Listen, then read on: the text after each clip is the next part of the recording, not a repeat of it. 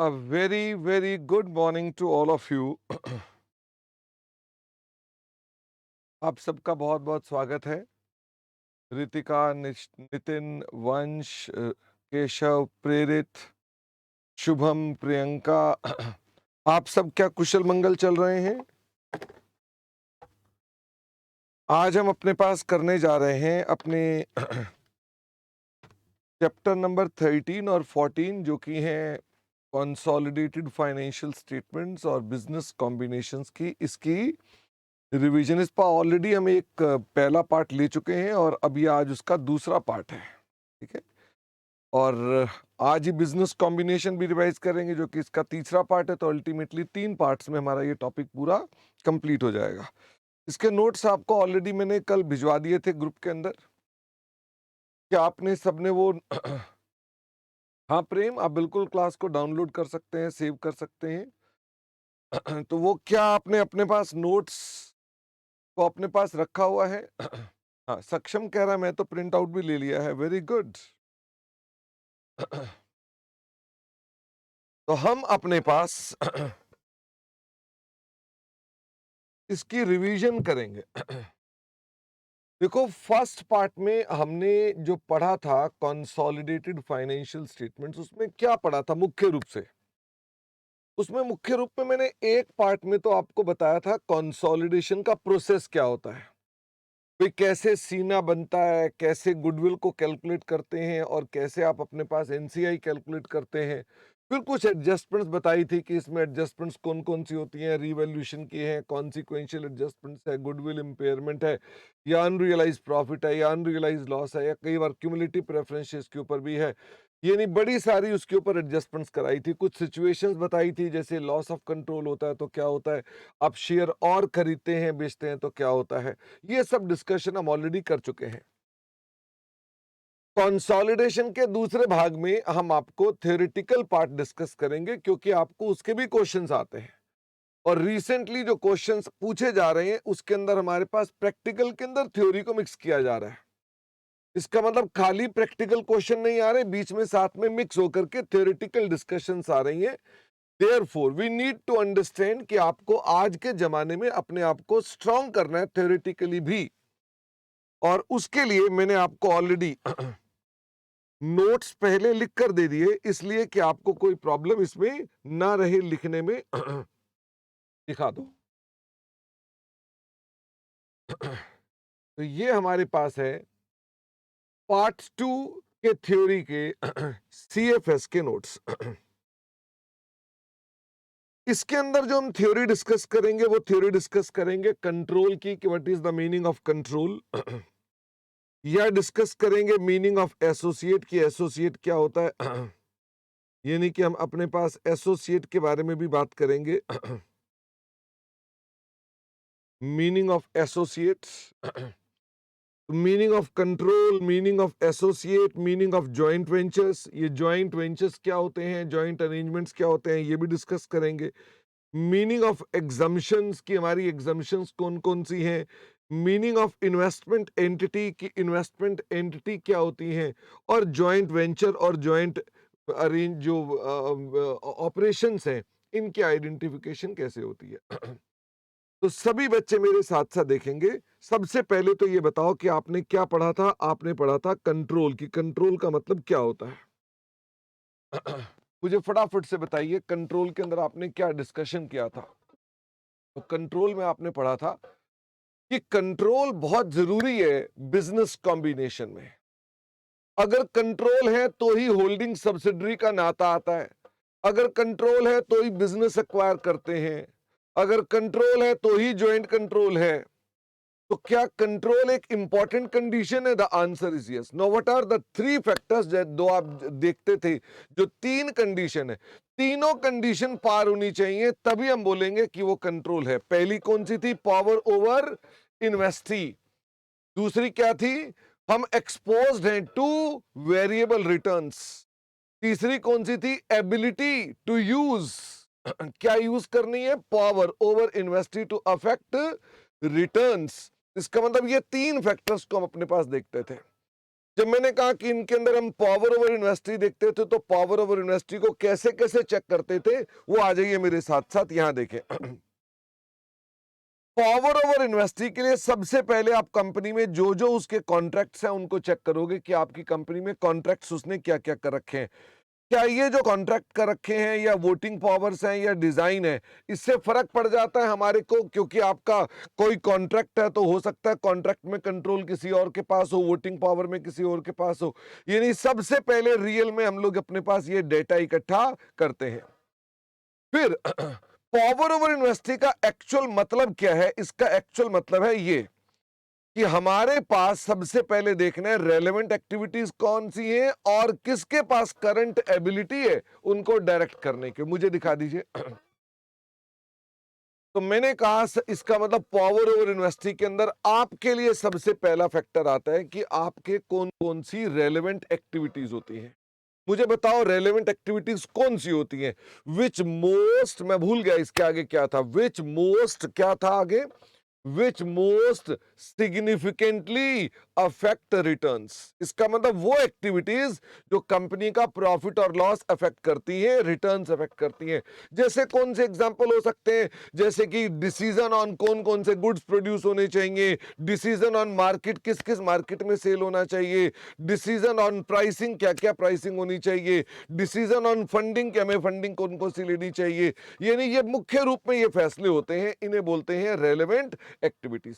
क्या day to day routine activities है ये हमारे पास रेलेवेंट एक्टिविटीज एमएसएआर में कवर होंगी? The answer is no. Day to day routine activities इसके अंदर नहीं आएंगी।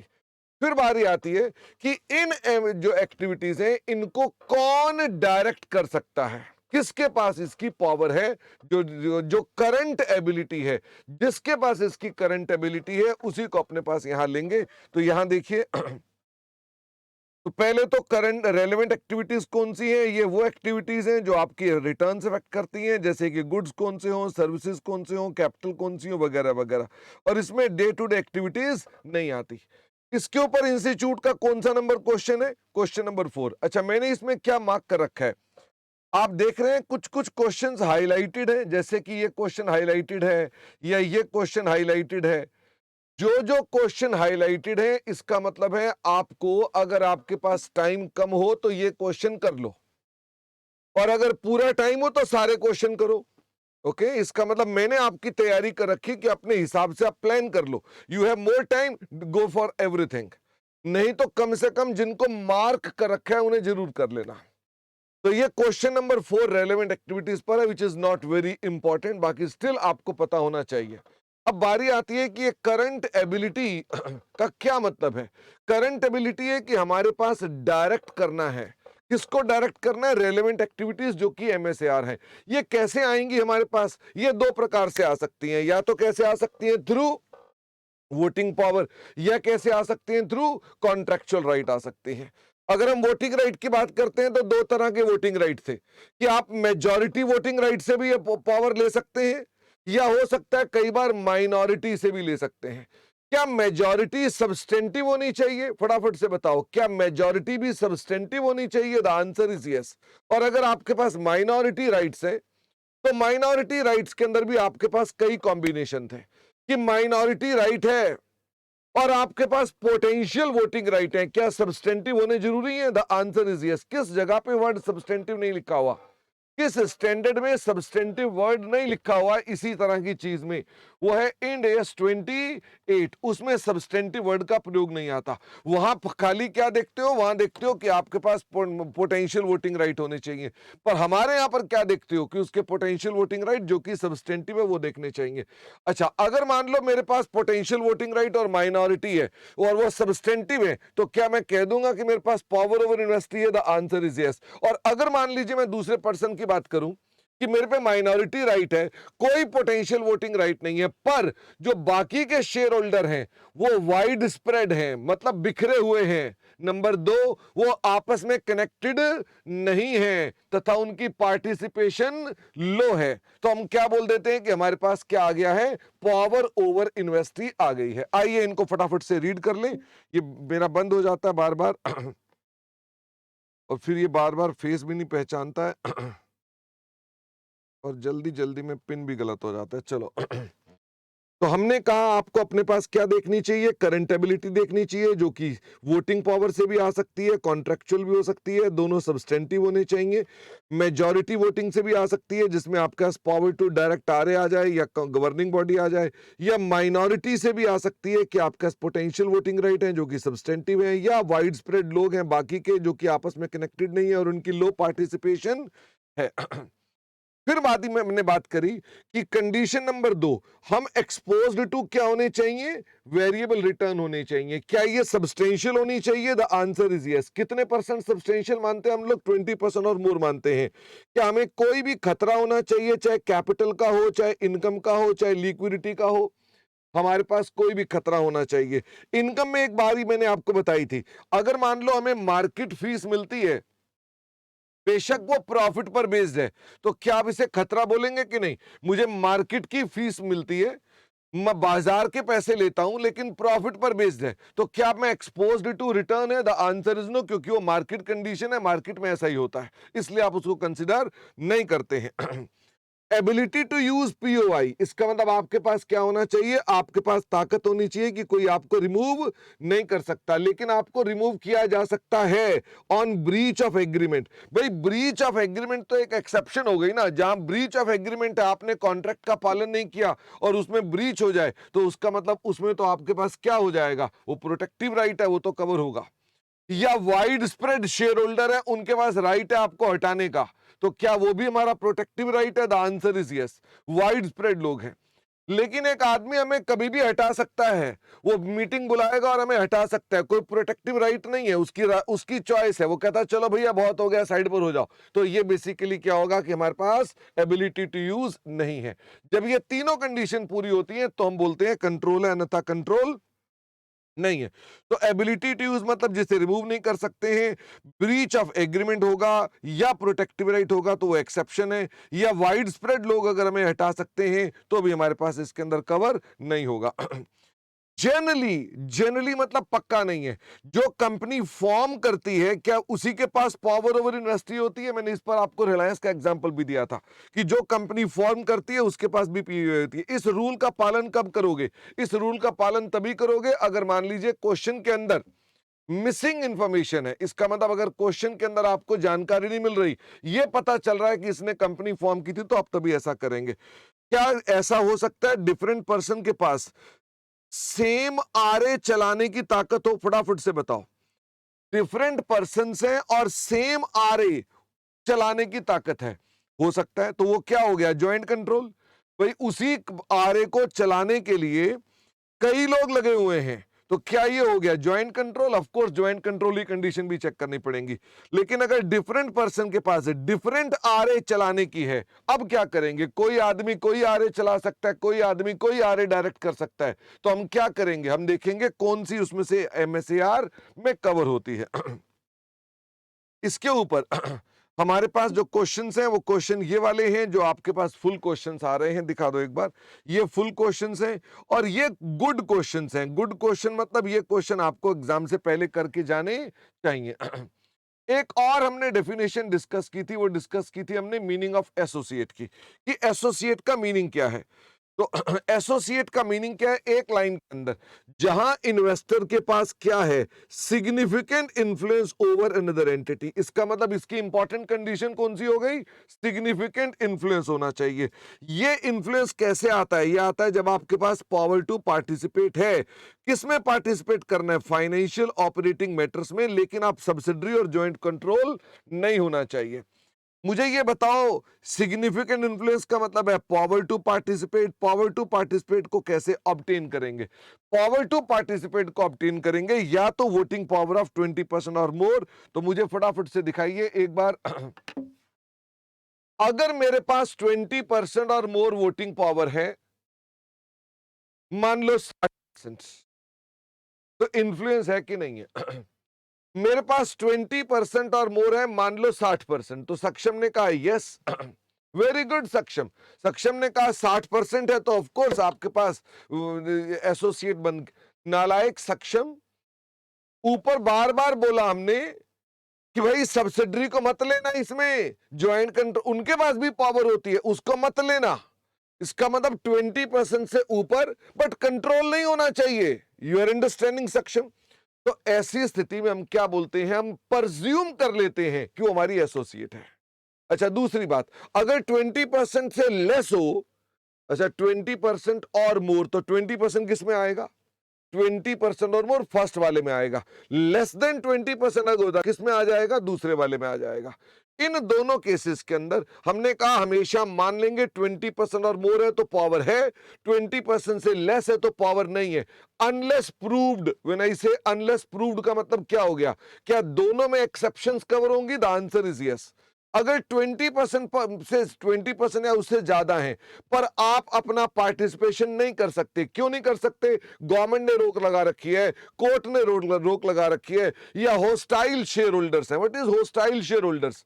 मतलब आपके पास है, लेकिन क्या आपकी गली में होस्टाइल बच्चे नहीं थे? आपको क्रिकेट नहीं खेलने देते थे? कई बार कहते तेरे को नहीं खेलने दूंगा मैं। भाई आपका भी पूरा अधिकार है गली में खेलने का, कह तेरे को नहीं खेलने दूंगा मैं। तो वैसे ही शेयर होल्डर में भी हॉस्टाइल शेयर होल्डर है, कह रहा तेरे को पार्टिसिपेट नहीं करने दूंगा मैं। अगर क्वेश्चन में ये लिखा है कि हम तेरे को पार्टिसिपेट नहीं करने देंगे, तो क्या हमारे पास वो एसोसिएट बनेगी? The answer is no. तो मुद्दा ये चल रहा है प्रेरित कि हमारे पास 28 नंबर अप्लाई होगा कि नहीं होगा, उसकी बात। क्या अप्लाई होना चाहिए वो बात की बात है। तो मैंने कहा कि हमारे पास अगर मान लो हम पार्टिसिपेट नहीं कर सकते क्योंकि कोर्ट का ऑर्डर है, गवर्नमेंट का ऑर्डर है, या हॉस्टाइल शेयर होल्डर है, तो आप अपने पास इसको कंसिडर नहीं करेंगे।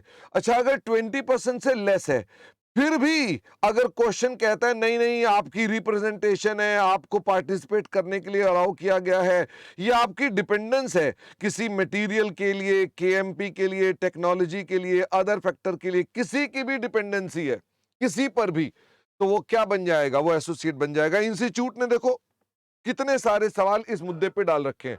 अगर आपको याद हो तो ये पता कौन से क्वेश्चन थे? इसमें किसी में केएमपी पे टेक्नो डिपेंडेंसी थी, किसी के अंदर फाइनेंस के लिए डिपेंडेंसी थी, किसी में एम्प्लॉय के लिए डिपेंडेंसी थी, किसी में कोई थी। बात यही है कि भाई साहब इसमें जितने मर्जी सवाल बना दो, कोई भी डिपेंडेंसी अगर होगी तो हम उसे बोल देंगे कि हमारे पास लेस देन के बाद भी एसोसिएट का संबंध एग्जिस्ट करता है। ओके, हम तब भी उसे बोल देंगे।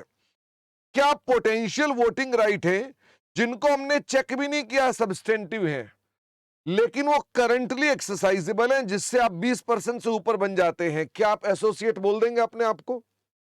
सिर्फ इतने से ही बोल देंगे? The answer is yes. Institute का कौन सा नंबर क्वेश्चन है इसके ऊपर? 92 नंबर क्वेश्चन इसी पॉइंट को चेक करता है। जॉइंट अरेंजमेंट्स का क्या मतलब है? ये आपका तीसरा मीनिंग था। जॉइंट अरेंजमेंट्स का क्या मतलब होता है? जॉइंट अरेंजमेंट के लिए ये डेफिनेशन बड़ी इंपॉर्टेंट है। जॉइंट अरेंजमेंट एक ऐसा अरेंजमेंट है जिसमें कितनी पार्टी होनी चाहिए? फटाफट से बताओ, कितनी पार्टी होनी चाहिए? 2 और मोर पार्टीज होनी चाहिए, और जॉइंट कंट्रोल भी होना चाहिए। इसके ऊपर दो क्वेश्चंस हैं आपके पास। दोनों क्वेश्चंस में क्या कर रखा है उसने? उसने बोल रखा है कि मेरे पास ऑलरेडी कंट्रोल है और मुझे दूसरे आदमी से पूछने की आवश्यकता ही नहीं है। तो क्या दो पार्टियां हुई? जब इकलौते आदमी के पास ही पावर आ गई सारे के सारे कंट्रोल की, तो क्या दो पार्टियां हुई? The answer is no. इसका मतलब दो पार्टियों को चेक किया। इंस्टीट्यूट ने कितने सवालों में चेक किया? दो सवालों में चेक किया, 68 और 69। यहां पर उसने देखा कि बच्चों को पता है कि नहीं पता दो पार्टियां होनी चाहिए। अरेंजमेंट का क्या मतलब होता है? अरेंजमेंट का मतलब होता है कॉन्ट्रेक्चुअल अरेंजमेंट्स। मतलब ये कोई ऐसा एग्रीमेंट है जिसमें लिखा है कि आप यूनैनिमस कंसेंट लाएंगे। किसके लिए? For directing RA. कौन सी आरए? जो एमएसएआर है, लेकिन प्रोटेक्टिव राइट नहीं। क्या बैंक ने कह रखा है कि मैं तुम्हारे काम में दखलंदाजी करूंगा, मेरा कॉन्ट्रेक्चुअल राइट है? तो बैंक ने जो कह रखा है उसका क्या रीजन होगा? प्रोटेक्टिव राइट है। राइट उसके पास भी है कि तुम डिविडेंड नहीं दे सकते, तुम फलाना नहीं कर सकते, लेकिन वो प्रोटेक्टिव राइट है। आई am not talking of the protective rights. Okay, क्या ये एग्रीमेंट रिटर्न भी हो सकता है, ओरल भी हो सकता है, फॉर्मल भी हो सकता है, इनफॉर्मल भी हो सकता है, और इम्प्लिसिट भी हो सकता है? What is implicit? इम्प्लिसिट का मतलब है आपके पास कोई रास्ता नहीं है, आपको मिलके चलना पड़ेगा। मिलके चलो, यहां पर आपको मिलके चलना ही पड़ेगा। इंस्टीट्यूट ने मिलके चलने वाले पर बड़े सारे सवाल डाल रखे हैं। तरह तरह के उसने कॉम्बिनेशन बना रखे हैं। उसके अंदर क्या रखा है कि 2 आदमी हैं और 2 में से 50-50% है, 51% पे ही होगा, एक 76% पे बना रखा है। ये नहीं कि भाई इसके अंदर किसके पास है पावर और किसके पास नहीं, तो आपको उसको बार-बार चेक करना पड़ता है कि इम्प्लिसिट है कि नहीं है। हमारे पास एक एग्रीमेंट है, बताओ आप 2 बातें चेक करते थे। एक तो एग्रीमेंट है 2 पार्टियों के बीच में, तथा क्या उनके पास ज्वाइंट कंट्रोल भी होना चाहिए? क्या उस एग्रीमेंट के तहत मिलके तो चलेंगे, पर क्या उससे कंट्रोल भी बन जाना चाहिए? The answer is yes. हम उसको, जब एग्रीमेंट है उसको यूज करेंगे जिसमें यूनानिमस कंसेंट है, उससे क्या बन जाना चाहिए? हमारे पास कंट्रोल आ जाना चाहिए ऑन कलेक्टिव बेसिस। कंट्रोल की डेफिनेशन क्या है? कंट्रोल की डेफिनेशन वही है जो 110 नंबर है। मतलब ये 2 लोग मिल करके एग्रीमेंट करते हैं हम मिल के चलेंगे, पर दोनों की होल्डिंग जोड़ करके 10% है, क्या ये कंट्रोल है? दोनों ने कहा मिलके चलेंगे, क्या दोनों की होल्डिंग मिलके 10% है, कंट्रोल है? The answer is no. तो 2 आदमी होने चाहिए, मिलके चलने का एग्रीमेंट होना चाहिए, तथा दोनों को मिलके चलने पे क्या होना चाहिए? कंट्रोल भी होना चाहिए। तो हम इसे क्या बोलते हैं? Joint control. जब ज्वाइंट कंट्रोल हो गया और बाकी सब कंडीशन पूरी हो गई, तो इसको वर्ड क्या बोला जाता है? Joint arrangement. क्या बोलते हैं इसको? Joint arrangement. End S 111। एक और थ्योरी का क्वेश्चन है। वो थ्योरी का क्वेश्चन कौन सा है? एग्जम्पशन की। आपको अपने पास कुछ जगहों से एग्जम्पशन मिलती है। कहां से? फ्रॉम कंसोलिडेशन भी मिलती है एंड फ्रॉम इक्विटी मेथड भी मिलती है। ये भी थ्योरी का है। मुझे फटाफट से बताओ, कंसोलिडेटेड फाइनेंशियल स्टेटमेंट्स में एग्जम्पशन कितने पॉइंट्स पर थी? 3 पॉइंट पर थी। कौन कौन से पैरा थे? पैरा एक 4 छोटा वाला ए जो कि मुख्य पैरा था, एक पैरा 4 बड़ा वाला ए, और एक था पैरा 4 बड़ा वाला बी। ये 3 पैरा थे। तो भाई एक तो पैरा 4 बड़ा वाला ए, बड़ा वाला ए कौन सी बात करता था? बड़ा वाला ए कहता था अगर किसी कंपनी के कोई रिटायरमेंट बेनिफिट प्लान से, क्या आमतौर पे किसी कंपनी का उस पर कंट्रोल होगा ही? फटाफट से बताओ भाई, मेरी कंपनी में मैंने कोई रिटायरमेंट बेनिफिट प्लान चालू कर रखे हैं अपने एम्प्लॉइज के लिए, तो मेरा कंट्रोल होगा ही। Do I need to consolidate them? The answer is no. आपको उस पर क्या है? एग्जम्पशन है। इसका मतलब ये 4A में एक बात खत्म हो गई। नंबर 2, यदि आप हैं इन्वेस्टमेंट एंटिटी, अगर आप हैं इन्वेस्टमेंट एंटिटी और आप रिकॉर्ड करते हैं अपने इन्वेस्टमेंट्स को eight fair value T through P&L, FVTPL, अगर आप इन्वेस्टमेंट एंटिटी हैं और आप इन्वेस्टमेंट को रिकॉर्ड करते हैं FVTPL के ऊपर, तो क्या करेंगे? आपको कंसोलिडेट करने की आवश्यकता नहीं है। What is the meaning of investment entity? अभी आ रहा है। इन्वेस्टमेंट एंटिटी का मतलब क्या होता है? इसका मतलब 4 बड़ा वाला ए और 4 बड़ा वाला बी, ये तो मुश्किल थे नहीं। अब आ गया 4 छोटा वाला ए। 4 छोटे वाले ए में क्या पॉइंट था? पेरेंट को कंसोलिडेट करने की आवश्यकता नहीं है। पेरेंट को कंसोलिडेट करने की आवश्यकता नहीं है अपनी सब्सिडरी, यदि वो एक होली ओन्ड सब्सिडरी है of entity. Do you remember word entity? Institute ने 2-3 बार सवाल चेक किए हुए हैं। वो कहता है राम के हम हैं तो राम नहीं चलेगा, हम एंटिटी के होने चाहिए। यानी हम अपने पास क्या होने चाहिए? Wholly owned by another entity होने चाहिए। या दूसरा, या बोला मैंने, एंड नहीं बोला। या हम पार्शली ओन्ड सब्सिडरी हैं, मतलब ये कि हमारा जो ओनर है, जो पेरेंट है, वो एक एंटिटी है और वो 100% हमें ओन नहीं करता है, तथा हमने इन्फॉर्म कर दिया है किसको? अदर ओनर्स को, एंड अदर ओनर्स ने कोई ऑब्जेक्शन नहीं लगाया है। तो पहली कंडीशन पूरी हो गई। होली ओन्ड है तो कोई दिक्कत ही नहीं है, किसी को इन्फॉर्म ही नहीं करना। पार्शली ओन्ड है तो आपको इन्फॉर्म करना है अदर ओनर को, और उनसे अगर कोई ऑब्जेक्शन है तो आप नहीं कर सकते, और अगर ऑब्जेक्शन नहीं आता है तो पहली कंडीशन सेटिस्फाई होगी। नंबर 2, आप नहीं होने चाहिए क्या? लिस्टेड या इन प्रोसेस ऑफ लिस्टिंग। ये आपकी दूसरी कंडीशन, और तीसरी कंडीशन को मैंने इकट्ठा कर दिया। तथा आपकी अल्टीमेट पेरेंट या इंटरमीडिएट पेरेंट, यानी आपके ऊपर जो पेरेंट है, अल्टीमेट पेरेंट या इंटरमीडिएट पेरेंट, बनाती है कंसोलिडेटेड फाइनेंशियल स्टेटमेंट्स या financial statements as per Ind AS for public use. किसके लिए बनाती है? पब्लिक यूज के लिए बनाती है। ओके वापिस आइए, एक बार रीड कर लेंगे इसको। तो पेरेंट क्या है? पेरेंट एक होली ओन्ड सब्सिडरी है या ये पार्शली ओन्ड सब्सिडरी है जिसके अंदर अदर ओनर्स को इन्फॉर्म कर दिया है, उन्हें कोई ऑब्जेक्शन नहीं है, हम लिस्टेड नहीं है। अल्टीमेट और इंटरमीडिएट पेरेंट बनाती है फाइनेंशियल स्टेटमेंट पब्लिक यूज के लिए एज पर इंड एस। इस पर इंस्टीट्यूट ने 2-3 बार सवाल चेक किए हैं। उसने कहा हमारी सब्सिडरी फॉरेन की है जो आईएफआरएस लगाती है, तो क्या एग्जम्पशन मिलेगी? The answer is no.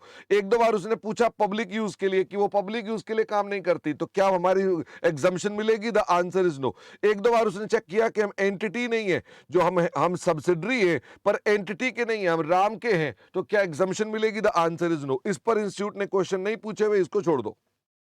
इसके अलावा इक्विटी मेथड से भी एग्जम्पशन है। ये तो कंसोलिडेशन से थी ना, अब इक्विटी मेथड लगाने से भी एग्जम्पशन है। इक्विटी मेथड से लगाने पर भी 2 एग्जम्पशंस हैं।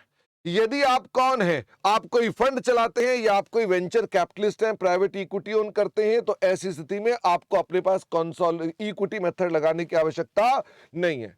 और अगर मान लीजिए आप इन्वेस्टमेंट एंटिटी है तो वहां पर भी आपको लगाने की आवश्यकता नहीं है। तो यहां आ जाइए, ये हमारे पास आ गया पेरेंट एक वीसी है या फंड है और या कोई इन्वेस्टमेंट एंटिटी है जो एफवीटीपीएल पर काम करती है। और अगर पेरेंट वैसे ही 4A में नहीं बना रहा था तो यहां पर भी एग्जम्पशन आ गई। अगर मान लो इन्वेस्टर इनडायरेक्टली होल्ड करता है, इस पर भी इंस्टीट्यूट ने एक सवाल पूछा था। ये इनडायरेक्ट क्या था? मतलब ये कि होल्डिंग कंपनी ने अपनी सब्सिडरी को अपने साथ जोड़ना है। सब्सिडरी कंपनी एक इन्वेस्टमेंट एंटिटी है, तो अब ध्यान से देखें उसमें एग्जम्पशन कैसे मिलेगी? इस पर एक सवाल आया भी था, होमवर्क में भी डिस्कस किया था। मतलब मैं एक पेरेंट हूं, मेरे पास 10% इन्वेस्टमेंट किसमें है? एक्स लिमिटेड, जो कि मेरी एसोसिएट है, और मेरे पास एक सब्सिडरी है जो कि मेरी इन्वेस्टमेंट एंटिटी है, और इसके पास भी 15% पैसा इसके अंदर एक्स लिमिटेड में, ये मेरी एसोसिएट है। मुझे फटाफट से बताओ, जब मैं consolidated balance sheet P limited की बनाऊंगा तो जो मैं इन्वेस्टमेंट इन एसोसिएट लिखूंगा, तो मेरे पास अब 2 भागों में इन्वेस्टमेंट है। एक तो 10% मैं ही होल्ड करता हूं, ये किस पर आएगा? ये आएगा इक्विटी मेथड पर। और जो मेरी सब्सिडरी होल्ड करती है, बताओ ये किस पर आएगा? जो मेरी सब्सिडरी होल्ड करती है जो कि इन्वेस्टमेंट एंटिटी है, तो ये किस पर आएगा? ये एफवीटीपीएल पर आएगा। ये आपकी एग्जम्पशन है। ओके, अगर ये इन्वेस्टमेंट एंटिटी ना होती फिर तो दिक्कत ही नहीं था, फिर तो आपको इस पर भी इक्विटी मेथड लगाना पड़ता। इसके ऊपर भी ऑलरेडी क्वेश्चन है। इस पर जो क्वेश्चन है, आई थिंक वो क्वेश्चन नंबर 154 है। इन्वेस्टमेंट एंटिटी का मतलब क्या है? इन्वेस्टमेंट एंटिटी का क्या मतलब है? इन्वेस्टमेंट एंटिटी के लिए ऑल कंडीशंस देखनी है आपने अपने पास। मुझे दिखा दीजिए। इन्वेस्टमेंट एंटिटी वो होती है जो ऑल कंडीशन पूरी कर जाए। नंबर 1, फर्स्ट कंडीशन क्या है इन्वेस्टमेंट एंटिटी की? कि आप प्रोवाइड करते हैं इन्वेस्टमेंट मैनेजमेंट सर्विसेज। आप प्रोवाइड करते हैं इन्वेस्टमेंट मैनेजमेंट सर्विसेज।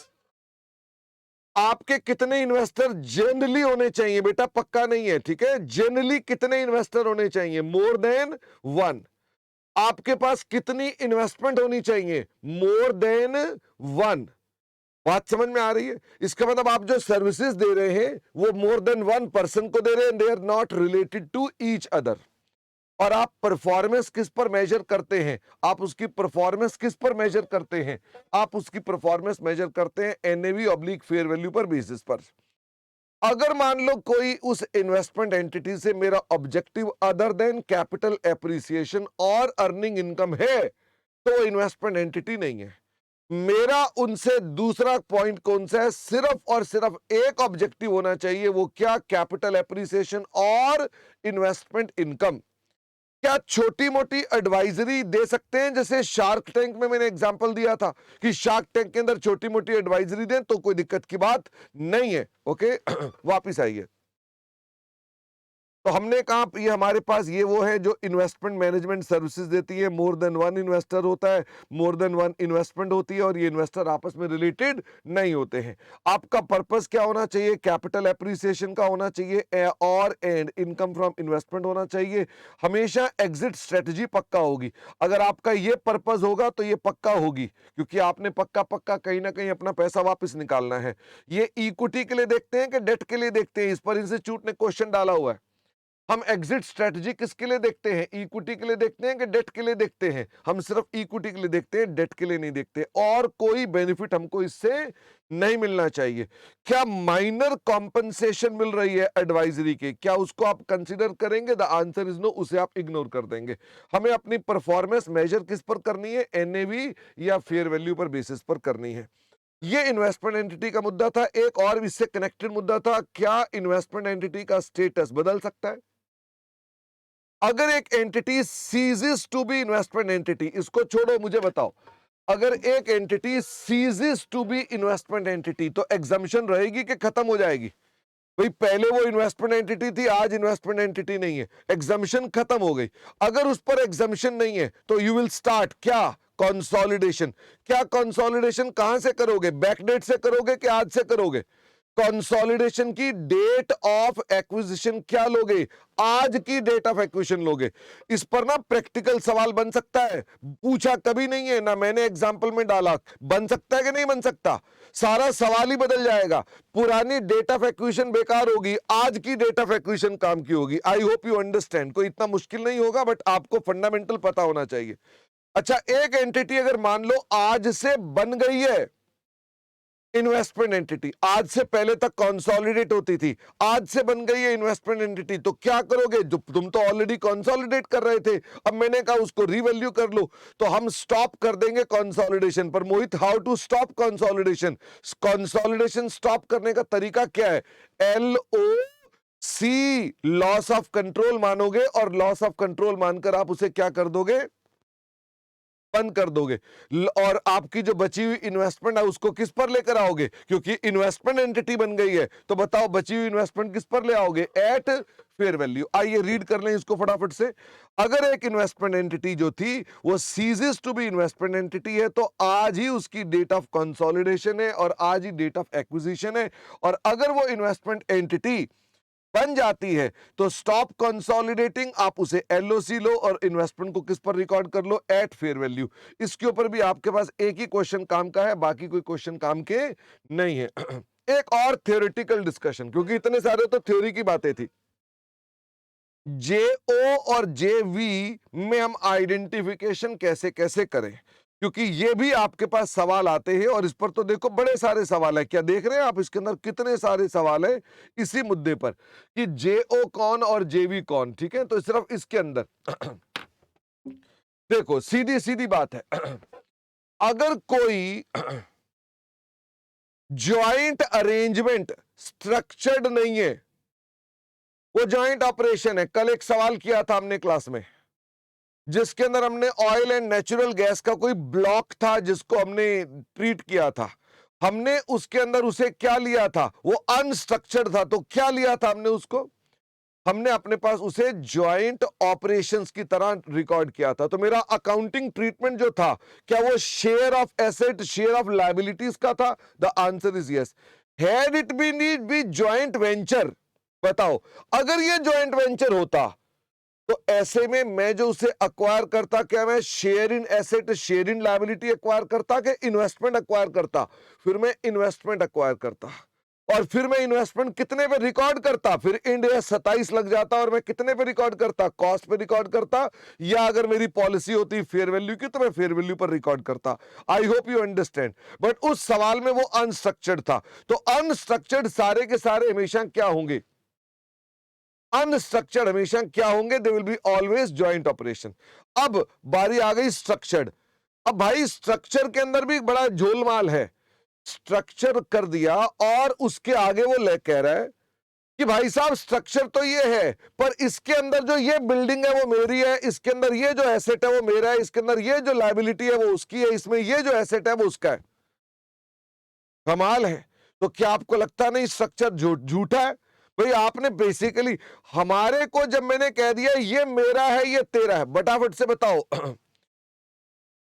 जब तुम घर में अपने छोटे भाई बहनों से लड़ते थे कि ये खिलौना मेरा है ये खिलौना मेरा है, तो मम्मा पापा क्या बोलते थे? नहीं बेटा, सब कुछ सबका है, यही बोलते थे ना।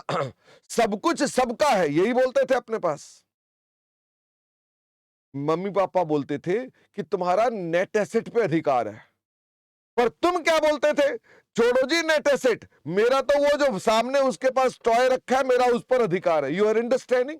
इसका मतलब जब आपके एग्रीमेंट में लिखा है कि हम उसके अंदर उस पर्टिकुलर एसेट के लिए ही या उस लायबिलिटी के लिए हम ही जिम्मेवार माने जाएंगे, तो उसे क्या बोलेंगे? स्ट्रक्चर्ड होने के बाद भी जॉइंट ऑपरेशन बोलेंगे। नंबर 2, अगर मान लो उस एग्रीमेंट में लिखा है कि जो भी इसकी आउटपुट आएगी, मोस्टली, मेजॉरिटी, प्रतिशत डिफाइंड नहीं है, majority of the output will be consumed by the parties to joint arrangement. जो जॉइंट अरेंजमेंट की पार्टीज है वही उसकी मेजॉरिटी आउटपुट लेंगी। इसके ऊपर इंस्टीट्यूट ने 2-3 बार सवाल पूछा कि वो आउटपुट को बाजार में अपने भाव पर बेचना चाहे या उसका भाव वो खुद भी करना चाहे, इससे कोई फर्क पड़ता है? भाई आउटपुट अगर मेरी है, मैं उसे खुद कंज्यूम करूं कि मैं उसे बाजार में बेचूं या मैं उसे महंगा बेचूं कि सस्ता बेचूं, कोई मतलब नहीं है। लेकिन अगर मान लो उस आउटपुट को बेचने का अधिकार पार्टीज का है ही नहीं, उस आउटपुट को बेचने का अधिकार उस स्ट्रक्चर्ड एंटिटी का है और मेरा अधिकार उस स्ट्रक्चर्ड एंटिटी के नेट प्रॉफिट में है, तो बताओ फिर इन दैट सिचुएशन क्या बन जाएगा? It will be considered as joint venture. तब ये ज्वाइंट वेंचर बन जाएगा। ज्वाइंट वेंचर की अकाउंटिंग ट्रीट, अच्छा पहले एक बार रीड करा दे आपको। ये फिर बंद हो गया। चलो खुल गया। हाँ जी, तो मैंने कहा अगर पार्टीज के पास स्पेसिफिक राइट्स हैं तो ज्वाइंट ऑपरेशन, उसके पास अगर आउटपुट के राइट हैं तो ज्वाइंट ऑपरेशन। ये सवाल इसके हैं, और अगर बाकी केसेस हैं तो ये सवाल ज्वाइंट वेंचर के हैं। दो क्वेश्चन करने के लिए एक बात बताओ, अगर तुम मान लो इसके बाद भी, इन वीडियोस के बाद भी तुम ये कहो नहीं चैप्टर बड़ा है, चैप्टर बड़ा है क्या भाई? इतना ही तो पॉइंट है, जरा देखो। क्या जब क्रक्स निकल रहा है तो क्रक्स तो इतना ही निकल रहा है ना, क्रक्स तो इतना ही है, इतनी कथाओं का हमने इसके ऊपर आधी आधी क्लास लगा रखी है डिटेल में समझने के लिए। लेकिन बात तो यही है ना, and now because you already done, तो यू कैन अंडरस्टैंड कि कोई इतना चक्कर तो नहीं था, सिवाय इसके कि कंटेंट ज्यादा है और कोई प्रॉब्लम इसके अंदर नहीं है। तो आई होप आप डेफिनेटली एक बार इसको पूरा वीडियो देखने के बाद फिर और बार बार रिवाइज करते रहोगे और केवल वीडियो ही सुनोगे कि सवाल भी करोगे। भाई साहब ये जो सवाल मार्क कर रखे हैं वो तुमने ही करने हैं, मैंने नहीं करने हैं। ओके, वापिस आइए। अच्छा, अभी इसके अंदर की इनका अकाउंटिंग ट्रीटमेंट वो फिर आगे होगा, ठीक है? मेरे को लगा इसके बाद अकाउंटिंग ट्रीटमेंट है, तो अकाउंटिंग ट्रीटमेंट इसके बाद होगा। अच्छा, एक और कोई अदर भी है, एक्विजिशन एक्सपेंसेस का क्या ट्रीटमेंट है? फटाफट से बताओ, एक्विजिशन एक्सपेंसेस का क्या ट्रीटमेंट है? वो जाएंगे हमेशा P&L में। ये भी इक्का दुक्का क्वेश्चन में आपको देखने को मिला था, इसका अपना क्वेश्चन नहीं आता है, इसका कहीं ना कहीं किसी बड़े क्वेश्चन में इसका हिस्सा आता है। डेट ऑफ एक्विजिशन कौन सी होती है भाई? ये भी क्वेश्चन आपके पास आया था। डेट कौन सी होती है? जिस दिन आप पीसी पे करते हैं या एसेट ऑब्टेन करते हैं या आपके पास डायरेक्ट करने की पावर आती है, और अगर गवर्नमेंट से अप्रूवल लेनी है जो कि सब्सटेंटिव है, तो जब तक आपको अप्रूवल नहीं मिलती तब तक हम मानते हैं कि डेट ऑफ एक्विजिशन नहीं है। इसके अंदर बेकार के क्वेश्चन है, एक क्वेश्चन काम का है, उसको आप देख लेंगे। ओके, अब आ गया जी मेरे पास अकाउंटिंग ट्रीटमेंट। अभी मैं सीएफएस की ही बात कर रहा हूं। मैं अभी मैं किसकी बात कर रहा हूं? सीएफएस की ही बात कर रहा हूं। मैंने अभी जितनी भी बातें करी, क्या वो सब थ्योरेटिकल बातें थी? कि जेए क्या होता है, जेओ क्या होता है, जेवी क्या होता है, एसोसिएट क्या होता है, कंट्रोल क्या होता है, इन्वेस्टमेंट एंटिटी क्या होती है, कब इन्वेस्टमेंट एंटिटी बदलती है, एग्जम्पशन कौन कौन सी है? यही तो थ्योरी है, और तो कुछ नहीं है। और ये थ्योरी क्या इटसेल्फ में एग्जाम में आ सकती है? ऑफ कोर्स 4-5 नंबर की आ सकती है, बट आज के ट्रेंड को देखते हुए क्या मैं कह सकता हूं कि ये थ्योरी 4-5 नंबर की किसी बड़े क्वेश्चन में फिक्स करके वो दे सकता है? The answer is yes, that can affect your accounting treatments as well. Now come to the accounting treatments. कि एसोसिएट का अकाउंटिंग ट्रीटमेंट क्या है, एसोसिएट का अकाउंटिंग ट्रीटमेंट क्या है, जॉइंट वेंचर का अकाउंटिंग ट्रीटमेंट क्या है, जॉइंट ऑपरेशन का अकाउंटिंग ट्रीटमेंट क्या है? क्या मैं ठीक बोल रहा हूं? भाई हमको ये तीन बातें मुख्य रूप से पढ़नी है। अच्छा, मैंने यहां पर अपने पास उन तीनों बातों में सबसे पहले किसके बारे में बात करनी शुरू कर दी है? सबसे पहले बात करनी शुरू कर दी है एसोसिएट और जॉइंट वेंचर के बारे में। क्या एसोसिएट और जॉइंट वेंचर में इक्विटी मेथड अप्लाई होता है? The answer is yes. Now I need your attention.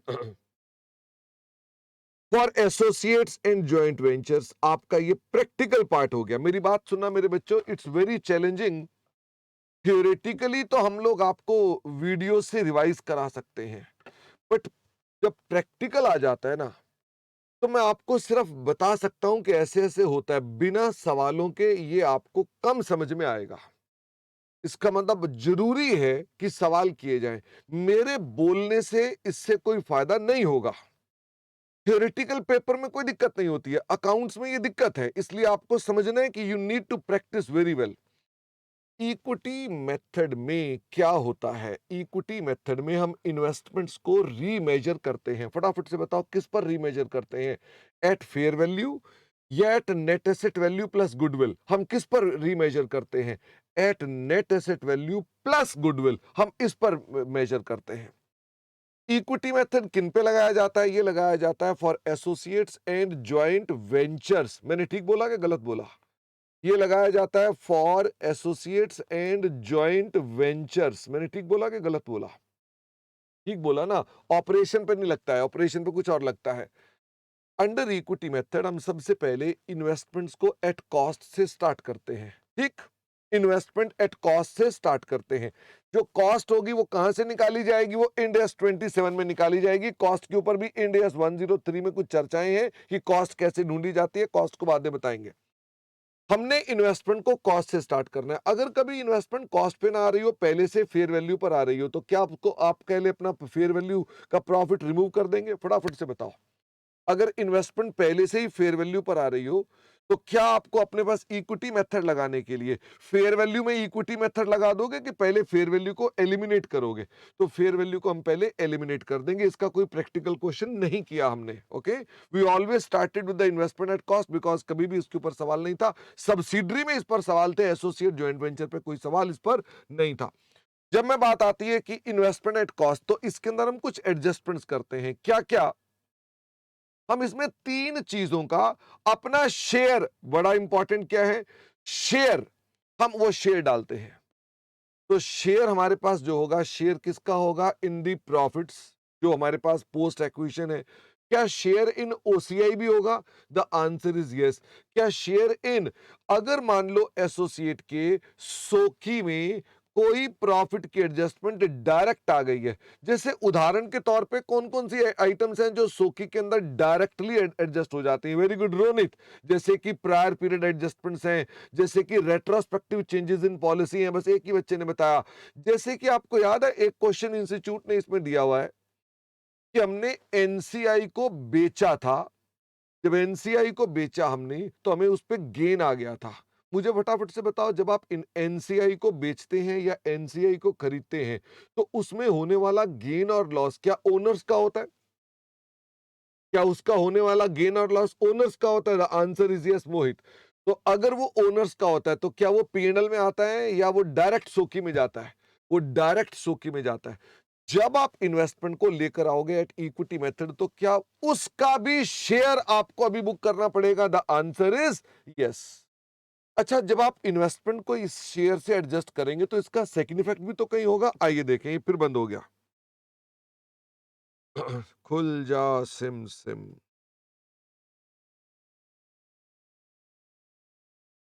बच्चों को मेरा पासवर्ड दिखाई दे रहा होता है? नहीं दिखाई देता, क्यों? चलिए, तो मैंने कहा हम अपनी इन्वेस्टमेंट से स्टार्ट करेंगे इन एसोसिएट्स, और इसके अंदर हम शेयर इन पोस्ट प्रॉफिट भी लेंगे, शेयर इन ओसीआई भी लेंगे, शेयर इन डायरेक्ट चेंजेस भी लेंगे. और मुझे बताइए इसका सेकंड इफेक्ट कहां पर होगा? फटाफट से बताओ. जो पोस्ट का प्रॉफिट है उसका सेकंड इफेक्ट क्या होगा? सीपीएल में. और अगर आप सीपीएल बना ही नहीं रहे, तो कंसोलिडेटेड इक्विटी में. Do you remember this points? अगर आपने ओसीआई का शेयर कोई रिकॉर्ड किया है, तो इसका सेकंड इफेक्ट कहां पर आएगा? ओसीआई में. अगर आप ओसीआई बना ही नहीं रहे, तो कंसोलिडेटेड इक्विटी में. और अगर मान लो share in post profit of directly सोकी के अंदर एडजस्ट किया है, तो सेकंड इफेक्ट कहां पर आएगा? ये सोकी में चला जाएगा. ये मैंने एग्जांपल दिए, जैसे कि सेल ऑफ एनसीआई करते हो, गेन जो भी आता है वो डायरेक्ट सोकी में जाता है, ये डायरेक्ट चेंज का एग्जांपल था। पीपीआई आइटम हो सकती है, रेट्रो पॉलिसी हो सकती है, सब पीपीआई के आइटम्स इसमें कवर होंगी। क्या आप अपनी गुडविल को अगर इंपेयर करेंगे तो उसे माइनस कर देंगे इन्वेस्टमेंट में? The answer is yes. क्या अगर एसोसिएट ने डिविडेंड पे कर रखा है तो उसका डिविडेंड भी एलिमिनेट हो जाएगा? The answer is yes. मुझे फटाफट से बताओ इन दोनों का सेकंड इफेक्ट कहां पर आएगा? इन दोनों का सेकंड इफेक्ट आएगा सीपीएल में या कंसोलिडेटेड इक्विटी में, वहां पर इसका इफेक्ट आएगा। क्या आपको मेरी बात समझ में आती है? गिन के इतनी एडजस्टमेंट हो गई, बताओ कितनी? 1 2 3 4 5 6। 6 आइटम होती हैं बस अधिकतम। अगर रटाई लगाना हो तो कितनी आइटम होती हैं? 6। और क्या इन 6 की 6 चीजों का सेकंड इफेक्ट कहीं ना कहीं होता है? इन 6 की 6 चीजों का सेकंड इफेक्ट कहीं ना कहीं होता है, तभी तो बैलेंस शीट टैली होती है हमारे पास। ध्यान देने वाली बात यह है कि इसमें अनरियलाइज प्रॉफिट और अनरियलाइज लॉस भी एडजस्ट होता है।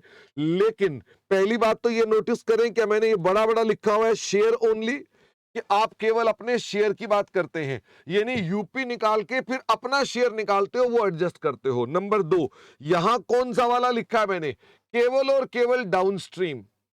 अपस्ट्रीम वाले को हमने अलग लिखा हुआ है। अपस्ट्रीम वाले को हमने अलग लिखा होगा। ये देखो कि अगर अपस्ट्रीम वाला होगा तो डायरेक्टली कहां एडजस्ट होगा? कंसोलिडेटेड इक्विटी एंड स्टॉक में होगा। और ये सीना में नहीं जाएगा, सीना में आप यूपी को नहीं डालेंगे। एक क्यूमुलेटिव प्रेफरेंस शेयर्स होते हैं, सीना में वो डालने जरूरी है, ये बात हमने आपको बता रखी है। एनीवे तो मैंने कहा अपने पास डिविडेंड पेड को एलिमिनेट करोगे, यूपी को लेके आओगे, यूएल को लाओगे। यूएल के अंदर एक और भी कंडीशन है, बताओ क्या? अगर मान लीजिए मार्क बाजार में मंदी आ गई है और हमने इसलिए माल सस्ता बेचा है, तो यहां पर आएगा क्या? बाजार में ही सस्ता बेचा क्योंकि मंदी आ गई है, तो वो यहां पर नहीं आएगा। यहां पर तभी आएगा अगर मान लीजिए बाजार में मंदी नहीं थी और हमने फिर भी सस्ता बेचा, तो ये अनरियलाइज लॉस एलिमिनेट होगा। अगर बाजार में मंदी है तो फिर तो कोई दिक्कत ही नहीं है। अच्छा, अगर ये कभी नेगेटिव हो जाए, अगर ये कभी नेगेटिव हो जाए तो क्या आप इसको investment in preference share of associate को एडजस्ट कर दोगे? फटाफट से बताओ, नेगेटिव आने ना दोगे? नेगेटिव अगर होगा तो किसके साथ एडजस्ट करोगे? इन्वेस्टमेंट इन प्रेफरेंस शेयर को। अगर और भी नेगेटिव आ जाए तो फिर किसके साथ एडजस्ट करोगे? लॉन्ग टर्म लोन के साथ एडजस्ट करोगे। और फिर भी नेगेटिव आ जाए तो क्या बाकी नेगेटिव को इग्नोर कर दोगे? The answer is yes. इन सबको क्या बोलते हैं? इनको बोलते हैं नेट इन्वेस्टमेंट। ऐसी प्रेजेंटेशन होती है नेट इन्वेस्टमेंट इन एसोसिएट की, जहां पर ये तीनों चीजें आती हैं और ये नेगेटिव नहीं होना चाहिए। ये वो क्वेश्चन है जिसकी मैं बात कर रहा हूं, जिसमें इंस्टीट्यूट ने आपसे पूछा हुआ है। आशीष कह रहा है बाकी नेगेटिव क्या कैरी फॉरवर्ड होता है? The answer is yes, but carry forward का कोई अकाउंटिंग ट्रीटमेंट नहीं होता। कैरी फॉरवर्ड ओनली मींस कि आपने उसे इग्नोर कर दिया। ओके, सपनों में कुछ कैरी फॉरवर्ड नहीं होता। ओके, सपनों में आप उसको दिखाते हैं, जो दिख गया दिख गया, जो नहीं दिखा वो अपने आप कैरी फॉरवर्ड हो गया, वो उस सपने में नहीं आएगा। अगले दिन फिर से क्यूमुलेटिव सपना लोगे और क्यूमुलेटिव सपने में वो एडजस्ट हो जाएगा। ओके, इसके ऊपर भी हमारे पास कुछ क्वेश्चंस हैं, बट चूंकि रेपिटेटिव क्वेश्चंस हैं तो उन रेपिटेटिव क्वेश्चंस में से मैंने सिर्फ हाईलाइट कर रखे हैं। सिर्फ ये 2 क्वेश्चन कर लो और ये 2-3 क्वेश्चन कर लो, बस इतने ही क्वेश्चन करने, बाकी सब रेपिटेटिव हैं। अच्छा, ये बताओ कि आप इनके स्थान पर 95 के स्थान पर अगर आपको मैं 182 करना चाहता हूं तो भी कर सकते हो? The answer is yes, because both are same. यानी वो एक लाइन में लिखने का मतलब है these are similar, these are similar, these are similar, these are similar. Okay, तो आप इनमें से कोई भी कर सकते हैं। अगर आपको करना हो आप सारे करें तो भी कोई दिक्कत की बात नहीं है। क्या एसोसिएट की लाइन बाय लाइन कंसोलिडेशन होती है? The answer is no. Goodwill को आप इन्वेस्टमेंट्स के साथ शो करते हैं? The answer is yes. क्या जीबीपी को शो करते हो? जीबीपी को शो नहीं करते हो। फिर इसके बाद सीना आपको अभी भी बनाना पड़ सकता है, तो सीना जरूर बनाइएगा अगर आपको आवश्यकता लगती हो। अगर आपको नहीं लगता हो तो मत बनाना। कॉन्ट्रा का इफेक्ट हमारे पास कहीं पर भी नहीं होता है in the case of associates. Theoretical point है, लेकिन अगर मान लो एसोसिएट और पेरेंट में गैप हो तो क्या 3 महीने का गैप बैलेंस शीट में अलाउड है? The answer is yes. क्या पॉलिसीज को यूनिफॉर्म करना पड़ता है एसोसिएट और ज्वाइंट वेंचर के लिए भी? The answer is yes. अगर unrealised loss due to market conditions हो तो क्या उसको इग्नोर कर देंगे? The answer is yes. इस पर ये फुल क्वेश्चंस दे रखे हैं, जिनमें से मैंने एक क्वेश्चन क्लास में कराया था। ये क्वेश्चन डिप्लोमा आईएफआरएस के हैं। ये क्वेश्चन मैंने आपके होमवर्क सेशन में अभी तक नहीं करवाए हैं, तो क्या मैं आपको इसके वीडियोस ही दे दूं सीधा सीधा? इसके वीडियोस ही दे दूं, क्योंकि मैंने आपका इसका होमवर्क सेशन नहीं कराया और मुझे अभी इसके अंदर कोई नजदीक पॉसिबिलिटी नहीं लगती है, तो मुझे लगता है मैं आपको इनके सॉल्यूशंस जो है वीडियोस पर एलएमएस में प्रोवाइड कर दूंगा, आप उनको देख सकते हैं। बाकी ये क्वेश्चन डिप्लोमा आईएफआरएस के हैं, they can be Fairlie ignored also, आप इनको छोड़ भी सकते हो, मैंने इनको हाईलाइट नहीं कर रखा है। अगर कभी एसोसिएट हमारी सब्सिडरी बन जाए, तो वैसे तो ये बात बड़ी पुरानी है, अगर कोई सब्सिडरी बन जाए तो क्या एसोसिएट हट जाएगी और सब्सिडरी बन जाएगी? फटाफट से बताओ। क्या वो सब्सिडरी बन जाएगी तो फेयर वैल्यू पर आएगी? फटाफट से बताइए। जब किसी सब्सिडरी का जन्म होता है तो क्या फेयर वैल्यू पर आती है? The answer is yes. और डिफरेंस क्या आ जाता है? गेन और लॉस ऑन रीमेजरमेंट। लेकिन इसमें एक बड़ी मजे की बात थी और इसके ऊपर एक क्वेश्चन भी था जो हमने किया था।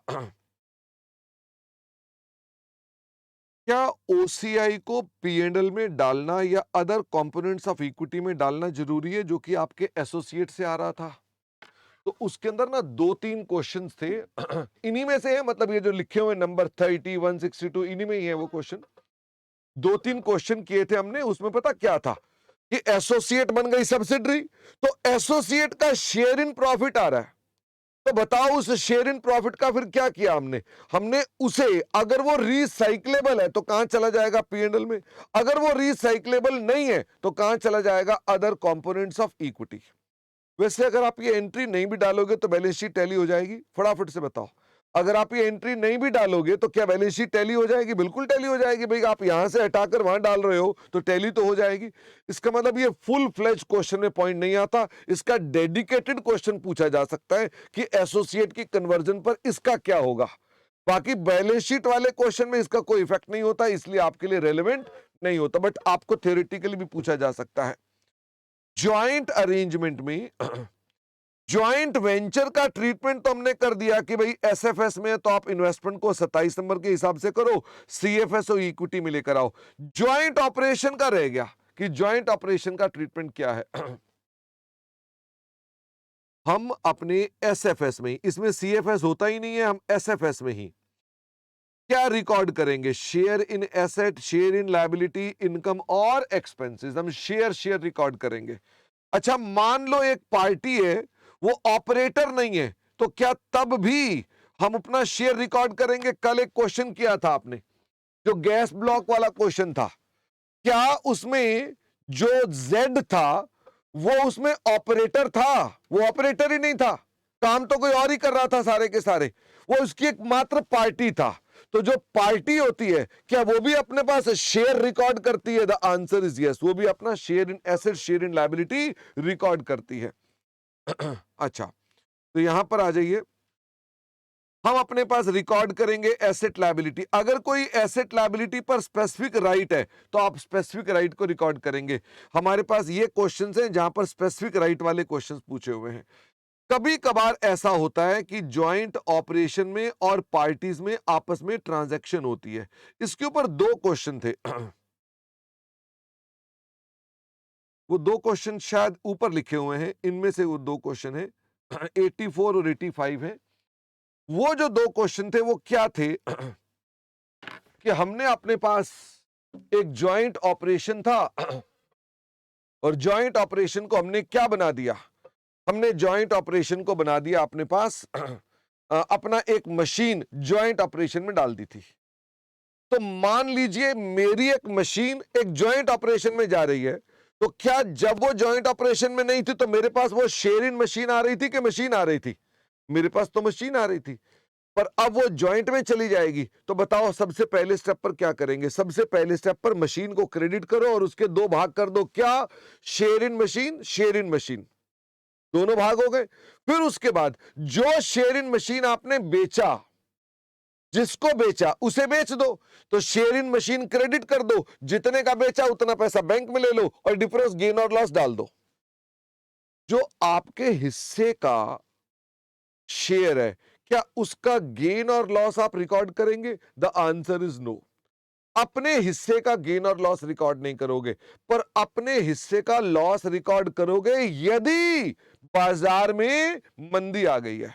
अपने हिस्से का लॉस एक ही केस में रिकॉर्ड होगा, बताओ कब? अगर उसमें मंदी आ गई है तभी रिकॉर्ड होगा, अन्यथा नहीं। खरीदने वाले को कोई दिक्कत नहीं होती, वो share in asset account debit to bank कर देता है, उसमें कोई दिक्कत नहीं आती। बेचने वाले में दिक्कत होती है कि पहले अपने एसेट को स्प्लिट कर दो, फिर उसको बेच दो, और अगर मान लो अपने हिस्से में लॉस है, डिक्लाइन है, तो आप उसको भी रिकॉर्ड कर दीजिए। अगर मेरे पास कोई इन्वेस्टमेंट्स इन एसोसिएट है which is held for sale, ये बिल्कुल बेकार का सवाल है, लेकिन ये भी पूछा जा सकता है। जिस दिन हम उसको हेल्ड फॉर सेल करते हैं, हम उसको किस पर रिकॉर्ड करेंगे? तो मुझे बताइए, अगर मान लीजिए आपको मालूम है एक इंड एस है, कौन सा नंबर है? इंड एस 105, जो आपको एक जनरल बात करता है। 101 नहीं है, 105 है रोनित। वो कहता है अगर आप कभी भी अपने एसेट को हेल्ड फॉर सेल रखते हैं या हेल्ड फॉर डिस्ट्रीब्यूशन रखते हैं, तो आप इसको रिकॉर्ड करते हैं at fair value less cost to sell, इस पर रिकॉर्ड करते हैं। अगर मैंने अपनी एसोसिएट को ही बेचने के लिए रखा हुआ है, तो क्या ये भी at fair value less cost to sell में आएगी? The answer is yes. अगर आपने इन्वेस्टमेंट को रखा हुआ है तो आप उसे भी लेस कॉस्ट टू सेल पर लेकर आओगे। अच्छा, जो आपने इन्वेस्टमेंट बेचने के लिए नहीं रखी हुई है, क्या अभी भी इक्विटी मेथड पर आती रहेंगी? The answer is yes. बाद में आपने उसे बेच दिया, फटाफट से बताओ, अगर आपने बाद में उसे बेच दिया, आपने इस इन्वेस्टमेंट को बाद में बेच दिया, तो फटाफट से बताइए, जब बेच देंगे तो जो बिकना था बिक गया, उसका प्रॉफिट लॉस डाल दो जो आपको पीएनएल में आ रहा है। बचा हुआ अमाउंट जो है, अगर वो अभी भी एसोसिएट है तो इक्विटी मेथड लगाना, और अगर वो बचा हुआ इन्वेस्टमेंट इक्विटी मेथड नहीं है तो आप फेयर वैल्यू लगाना। और अगर आपका दिमाग घूम गया, आपने कहा मैं सेल ही नहीं करूंगा, कोई पहले भी एसोसिएट थी और आपने कहा मैं सेल ही नहीं करना है, तो क्या अभी भी इक्विटी मेथड चलता रहेगा? तो वापस इक्विटी मेथड पर ले आएंगे, यानी फेयर वैल्यू लेस सीटीएस से घुमाकर फिर से इक्विटी मेथड पर ले आएंगे। 2-3 क्वेश्चन है इसके ऊपर, आप इनको देख सकते हैं। हमारे पास इतना ही पार्ट था in relation to consolidated financial statements. Now comes your part 3, business combination. कि बिजनेस कॉम्बिनेशन क्या है? तो मुझे फटाफट से बताओ, बिजनेस कॉम्बिनेशन में कितनी चीजें थी हमारे पास? बिजनेस कॉम्बिनेशन में एक तो था मीनिंग ऑफ बिजनेस, जो कि एक थ्योरी है। एक था एसेट एक्विजिशन। क्या asset acquisition out of scope of 103 है? द आंसर इज यस, ये आउट ऑफ स्कोप ऑफ 103 है। एक्विजिशन अकाउंटिंग, एक्विजिशन अकाउंटिंग तो एक्विजिशन अकाउंटिंग क्या यही मेन है? एक्विजिशन अकाउंटिंग ही तो सबसे ज्यादा मेन है। फिर क्या कॉमन कंट्रोल पर भी आपने बड़े सारे सवाल देखे कि कॉमन कंट्रोल पर भी इंस्टीट्यूट सवाल पूछता है? हाँ। क्या रिवर्स एक्विजिशन पर भी सवाल पूछता है? हाँ, हालांकि लिमिटेड है, इस पर क्वेश्चन जो है वो क्या है? लिमिटेड है। सबसे पहले आ गया एसेट एक्विजिशन। अच्छा, ये नोट्स मैंने ना पहले लिख दिए हुए थे और मेरे पास उस वक्त तक पता नहीं था मुझे कि इस पर एक क्वेश्चन है। इस पर कौन सा क्वेश्चन था? Question number 1। अपने नोट्स में इसको ऐड कर लीजिएगा कि क्वेश्चन नंबर 1 किसका है? एसेट एक्विजिशन का। मैं आपको हमेशा कहता रहा कि एसेट एक्विजिशन पर कोई भी क्वेश्चन नहीं है, but the first question is of asset acquisition. Okay, तो अपने नोट्स में इसको ऑल्टर कर लेना। मैंने एसेट एक्विजिशन का क्वेश्चन 1 किसी और जगह पर डाल दिया होगा, मैंने मीनिंग ऑफ बिजनेस में डाल दिया होगा। ओके, तो आप इसको ठीक कर लेना। एसेट एक्विजिशन होगा तो आप सबसे पहले क्या करोगे? नीले पेन की चीजों को देखें। जितने पैसे आपने पे कर दिए, जितने आपने एसेट फेयर वैल्यू पर दे दिए, जितनी आपने शेयर कैपिटल दे दी, जितना आपका प्रीमियम है, इवन जो आपने खर्चा कर दिया, जब आपने एसेट अक्वायर किया है, मतलब वो धंधा क्या है? वो धंधा नहीं है। आपने कहा वो धंधा नहीं है। अब एक बात बताओ, अगर एक चीज धंधा नहीं है, the accounting treatment will be in such way कि वो धंधा नहीं है। धंधा क्या होता है उसकी अलग चर्चा कर रखी है। उसमें होता है इनपुट होनी चाहिए, सब्सटेंटिव प्रोसेस होनी चाहिए, capability ability to generate output होनी चाहिए। हमने जो खरीदा है उसमें ना कोई हमारे पास प्रोसेसेस हैं, ना उसमें कोई एबिलिटी टू जनरेट है। हमने तो रियल में क्या खरीदा है? हमने तो एसेट खरीदे हैं। तो whatever consideration you are paying, that will not be attributed to goodwill, that will be just allocated to the net assets in the ratio of assets and liability fair value, including cost of acquisition। DTA detail बनेगा कि नहीं बनेगा? DTA DTL बनेगा कि नहीं बनेगा? सोनिया ने कहा बनेगा। सोनिया, डीटीए डीटीएल नहीं बनेगा। डीटीए डीटेल क्यों नहीं बनता है? डीटीए डीटेल नहीं बनता है, इसके ऊपर इंड एस 12 में कोई पॉइंट आता है, वहां उसकी एक्सेप्शन है, इसलिए नहीं बनता है। उसकी चर्चा हम बाद में करेंगे। हाँ, गुडविल भी नहीं आती, एक बच्चे ने कहा गुडविल भी नहीं आएगी।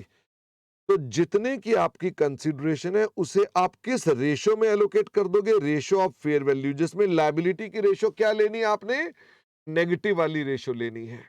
ओके, तो इसका क्वेश्चन नंबर 1 है, जिसे आप घर पे कर लेंगे। अब बारी आ गई एक्विजिशन अकाउंटिंग की। ध्यान से, हाँ बिल्कुल मोहित, अगर मान लो बाद में आप चाहें तो उस एसेट की अगर वैल्यूज ज्यादा है तो आप उसको इंपेयर भी करेंगे। पहले तो ये बताओ, एक्विजिशन अकाउंटिंग अप्लाई कहां होती है? एक्विजिशन अकाउंटिंग अप्लाई कहां होती है? तो ध्यान से देखो, मैंने इसके अंदर फोटो बनाने का प्रयास किया है। पेरेंट ने सब्सिडरी खरीदी, फटाफट से बताओ। पहले तो ये बताओ, पेरेंट ने इन्वेस्ट कर दिया इन सब्सिडरी, क्या ये धंधा है? क्या ये धंधा है? आपने तो इन्वेस्टमेंट खरीदी है।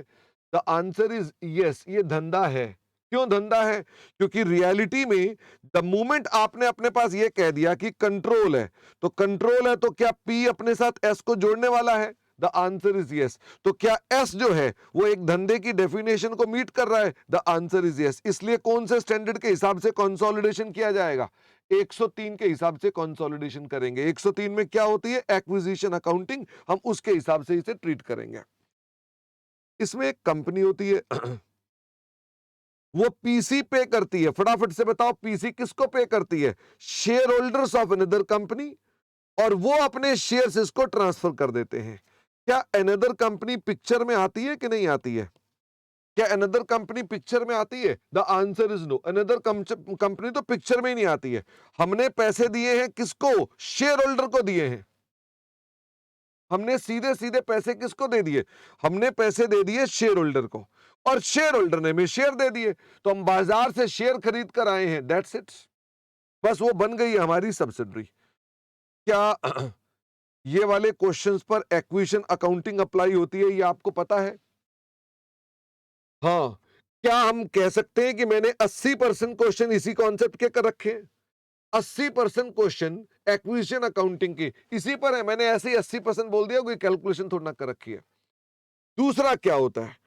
दूसरा होता है जहां पर आप धंधा खरीदते हैं पर आप दूसरी कंपनी को अपनी सब्सिडरी नहीं बना रहे। क्या ऐसा हो सकता है कि आप दूसरी कंपनी को अपनी सब्सिडरी नहीं बना रहे?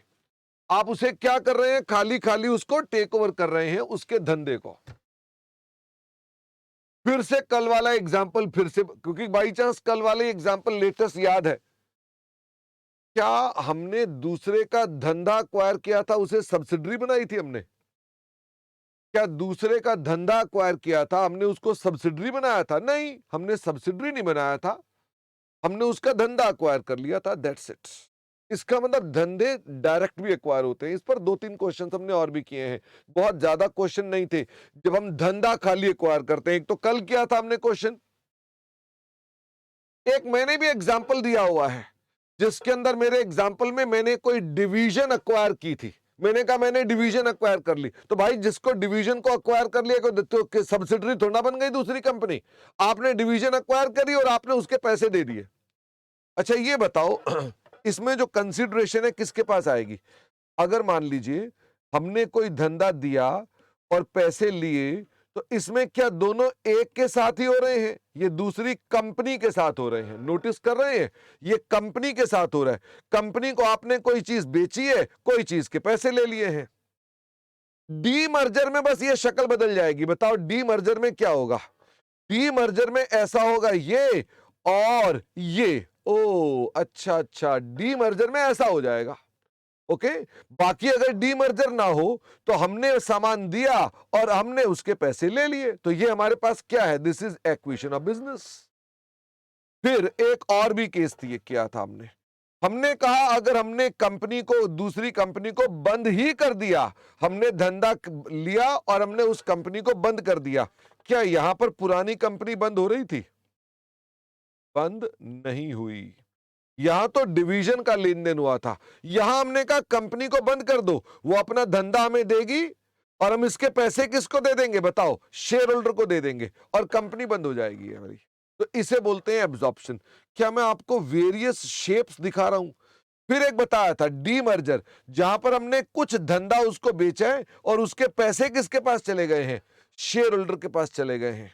और एक मैंने आपसे कहा था, दो कंपनियां जुड़ करके बन गई है एक नई कंपनी, और ये मर्जर ऑफ इक्वल्स है, मतलब ये कि रिवर्स एक्विजिशन नहीं है। मुझे फटाफट से बताओ, इस पर कोई क्वेश्चन आपके पास नहीं था, मुझे बताओ ये कई शेप्स का हो सकता है। इसका मतलब there is no limit to it, ये कई शेप्स का हो सकता है। मोहित डिविडेंड इसी में आएगा, बट वो हमारी 103 पर अप्लाई नहीं होगा, वो अप्लाई होगा for the vendor company. Okay, वो अलग से आ जाएगा मेरे पास। तो मैंने कहा ये सब पर, इन सब पर क्या अप्लाई होता है अक्वायरर की अकाउंटिंग में? एक बात कहना चाहता हूं, यहीं पे ही ना प्रॉब्लम ऑफ आइडेंटिफिकेशन है। आपको प्रॉब्लम जनरल एंट्री में नहीं है। बताओ, आपको प्रॉब्लम यह है कि जनरल एंट्री क्या होगी? ये होती तो कोई दिक्कत ही नहीं थी, फिर तो आप उस एंट्री का रट्टा लगा लेते। प्रॉब्लम कहां पर है? प्रॉब्लम है वो एक शक्ल बनाता है क्वेश्चन में, इसने ये किया, उसने वो किया, उसने वो किया। आप कहते हैं भाई साहब मुझे तो ये पता नहीं है क्या। अब ये कॉमन कंट्रोल भी हो सकता है, वो रिवर्स एक्विजिशन भी हो सकती है, वो एसेट एक्विजिशन भी हो सकती है, वो एक्विजिशन ऑफ बिजनेस भी होगा इन्हीं में से कोई ना कोई।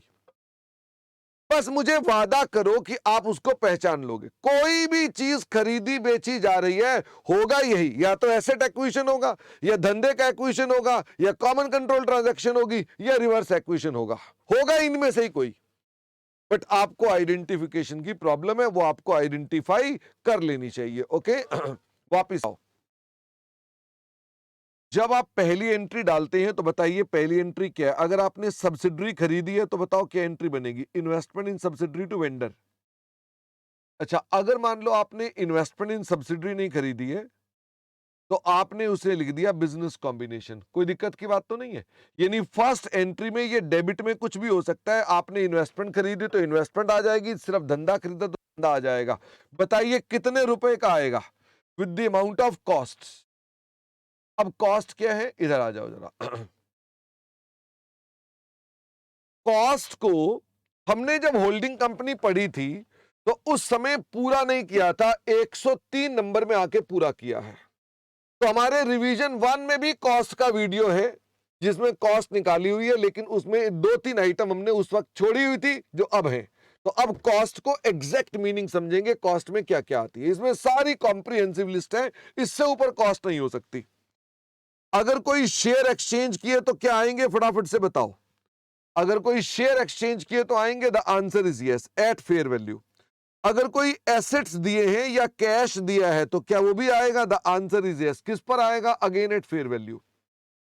डेफर्ड कंसिडरेशन की क्या आएगी? प्रेजेंट वैल्यू या फेयर वैल्यू? डेफर्ड कंसिडरेशन की क्या आएगी?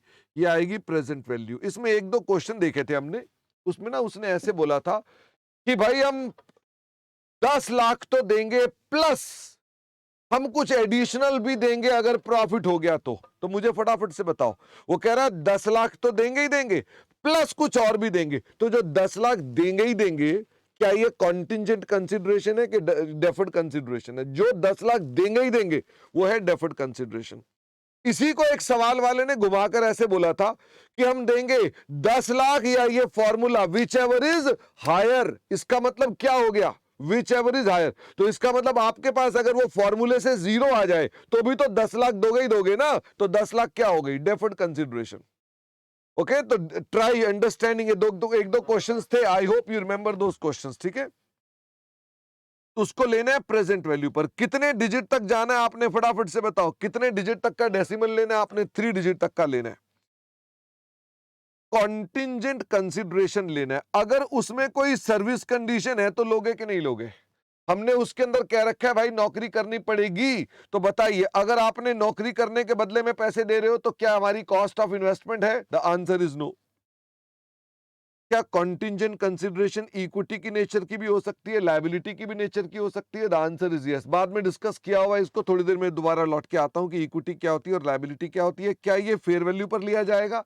The answer is yes, fair value आपको हमेशा दी जाएगी। एक दो क्वेश्चन में फेयर वैल्यू मिसिंग थी, जहां ये मिसिंग थी आपने उसे क्या माना है? जहां ये मिसिंग थी वहां आपने क्या माना है? निल माना है। क्या शेयर बेस्ड अवार्ड्स भी यहां पर लेंगे? हाँ, शेयर बेस्ड अवार्ड्स भी यहां पर लेंगे। लेकिन ध्यान देना, ऊपर मैंने लिखा था नो सर्विस कंडीशन, तो फिर ये कौन से हैं भाई? ऊपर लिखा था नो सर्विस कंडीशन, और ये कौन से हैं? ध्यान से, ये वही हैं जो रिप्लेसमेंट अवार्ड है या मॉडिफाइड अवार्ड है। अगर कोई नए अवार्ड दिए हैं तो क्या उनको लोगे कि नहीं लोगे? कोई नए अवार्ड हैं तो वो नहीं लेंगे। तो यानी ये सब पुराने अवार्ड्स हैं जिनको आप सेटल कर रहे हो, उनकी फेयर वैल्यू लेनी है। कैसे लेनी है? लोअर लेना है। किसका लोअर लेना है? Fair value of the original awards into expired period upon original vesting period, or fair value of the original award on date of acquisition into expired period upon revised vesting period, whichever is lower। हम lower क्यों लेते हैं? इससे क्या आती है? Goodwill lower आती है, इसलिए हम अपने पास लोअर लेते हैं। ये मेरे पास क्या आ गया? उसका fair value. Do not consider new share based awards. क्या इतना करने के बाद कोई एसटीसी की चीजें भी आती हैं? क्या कोई एसटीसी की चीजें भी आती हैं? The answer is yes. जैसे मुझे अपने डेटर राइट ऑफ करने पड़ रहे हैं। डेटर क्यों राइट ऑफ करने पड़ते हैं? भाई हमने अपनी बुक्स में डेटर रिकॉर्ड कर रखे थे, धंधा ले लिया तो डेटर बेकार हो गए मेरे, तो इसका मतलब मुझे अपने पास डेटर को एलिमिनेट करना पड़ता है। लेकिन क्या ये हमेशा नुकसान ही होता है आपका? भाई डेटर गए तो नुकसान हो गया, जब नुकसान होगा तो कॉस्ट में क्या करोगे? ऐड करोगे कि कम करोगे? नुकसान हुआ, डेटर को पैसे दिए हमने तो क्या किया? डेटर को हमने हटा दिया तो क्या हो गया? कॉस्ट में ऐड हो गया। फायदा भी हो सकता है, बताओ फायदा कब होगा? धंधा टेक ओवर किया, मेरी लायबिलिटी खत्म हो गई, फायदा हो गया ना आपका। तो क्या आपको अपनी इस कॉस्ट में से उसे अलग करना पड़ेगा? The answer is yes. किस तरह की लायबिलिटीज हो सकती है? तीन प्रकार की लायबिलिटीज हो सकती हैं। या तो मेरे क्रेडिटर कैंसिल हो गए, मैं खुश धंधा खरीदा, मेरे क्रेडिटर कैंसिल हो गए। दूसरा, मेरा उससे कोई झगड़ा था। अच्छा, पालन ने कहा लोन, पालन क्रेडिटर लोन बीपी, इनको तो एक ही बोलूंगा ना। I am not discussing those items, I am just simply saying कि देयर आर फ्यू वैरायटीज। तो either it can be the simple creditor type items, number two there can be disputes. क्या मेरा उनके साथ एक डिस्प्यूट था, वो खत्म हो गया, ये भी तो हो गया। और डिस्प्यूट की मेरी एक प्रोविजन थी, और वो प्रोविजन जो थी वो मेरी लायबिलिटी थी, इसका मतलब मेरे पास वो लायबिलिटी खत्म हो गई। थर्ड, ना मेरा कोई डिस्प्यूट था, ना मेरी लायबिलिटी थी, मैंने उसे लाइसेंस दिया हुआ था रीएक्वायर्ड राइट्स पर, आज उस धंधे को खरीद रहा हूं, मेरा कोई झगड़ा है उससे नहीं।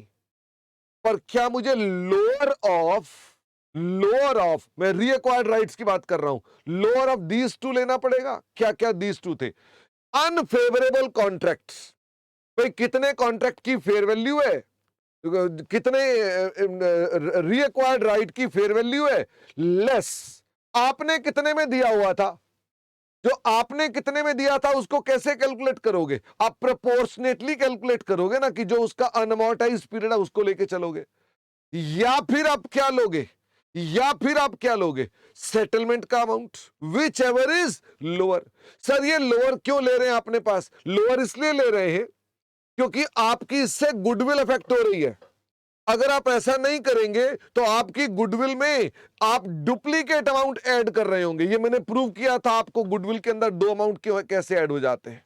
बाकी आपको उसके चक्कर में नहीं पड़ना है। तो मैंने अपने पास कहा कि मैं अपने पास कॉस्ट में तीन एडजस्टमेंट करूंगा। एक तो डेटर को क्या करूंगा? ऐड करूंगा, और लायबिलिटीज में क्रेडिटर को माइनस करूंगा। फिर मैं रार के ऊपर होने वाला सेटलमेंट का लॉस भी माइनस करूंगा, और प्रोविजन फॉर डिस्प्यूट्स भी माइनस करूंगा। प्रोविजन फॉर डिस्प्यूट किस पर माइनस करूंगा? बुक वैल्यू पर के फेयर वैल्यू पर? वेरी गुड मोहित, किस पर माइनस करूंगा? फेयर वैल्यू पर। और ये फिर से बंद हो गया है। अच्छा, इसको ना मेरे को इसलिए नहीं पहचानता क्योंकि ये ऊपर देख रहा है उल्टा। ठीक है, वो सामने होता तो फिर मेरे को पहचान लेता। चलिए तो मैंने कहा ये मेरे पास आइटम्स हैं। अब बारी आती है, देखो ये आपकी दूसरी एंट्री है। ओ माय गॉड, क्या दूसरी एंट्री में मैंने सब बातें लिख डाली, सब की सब बातें मैंने लिख डाली। इसका मतलब इसमें मैंने जितनी एक्सेप्शन थी शॉर्ट में सब डाल दी। फटाफट से बताओ, जो एसेट्स लिखोगे किस पर लिखोगे?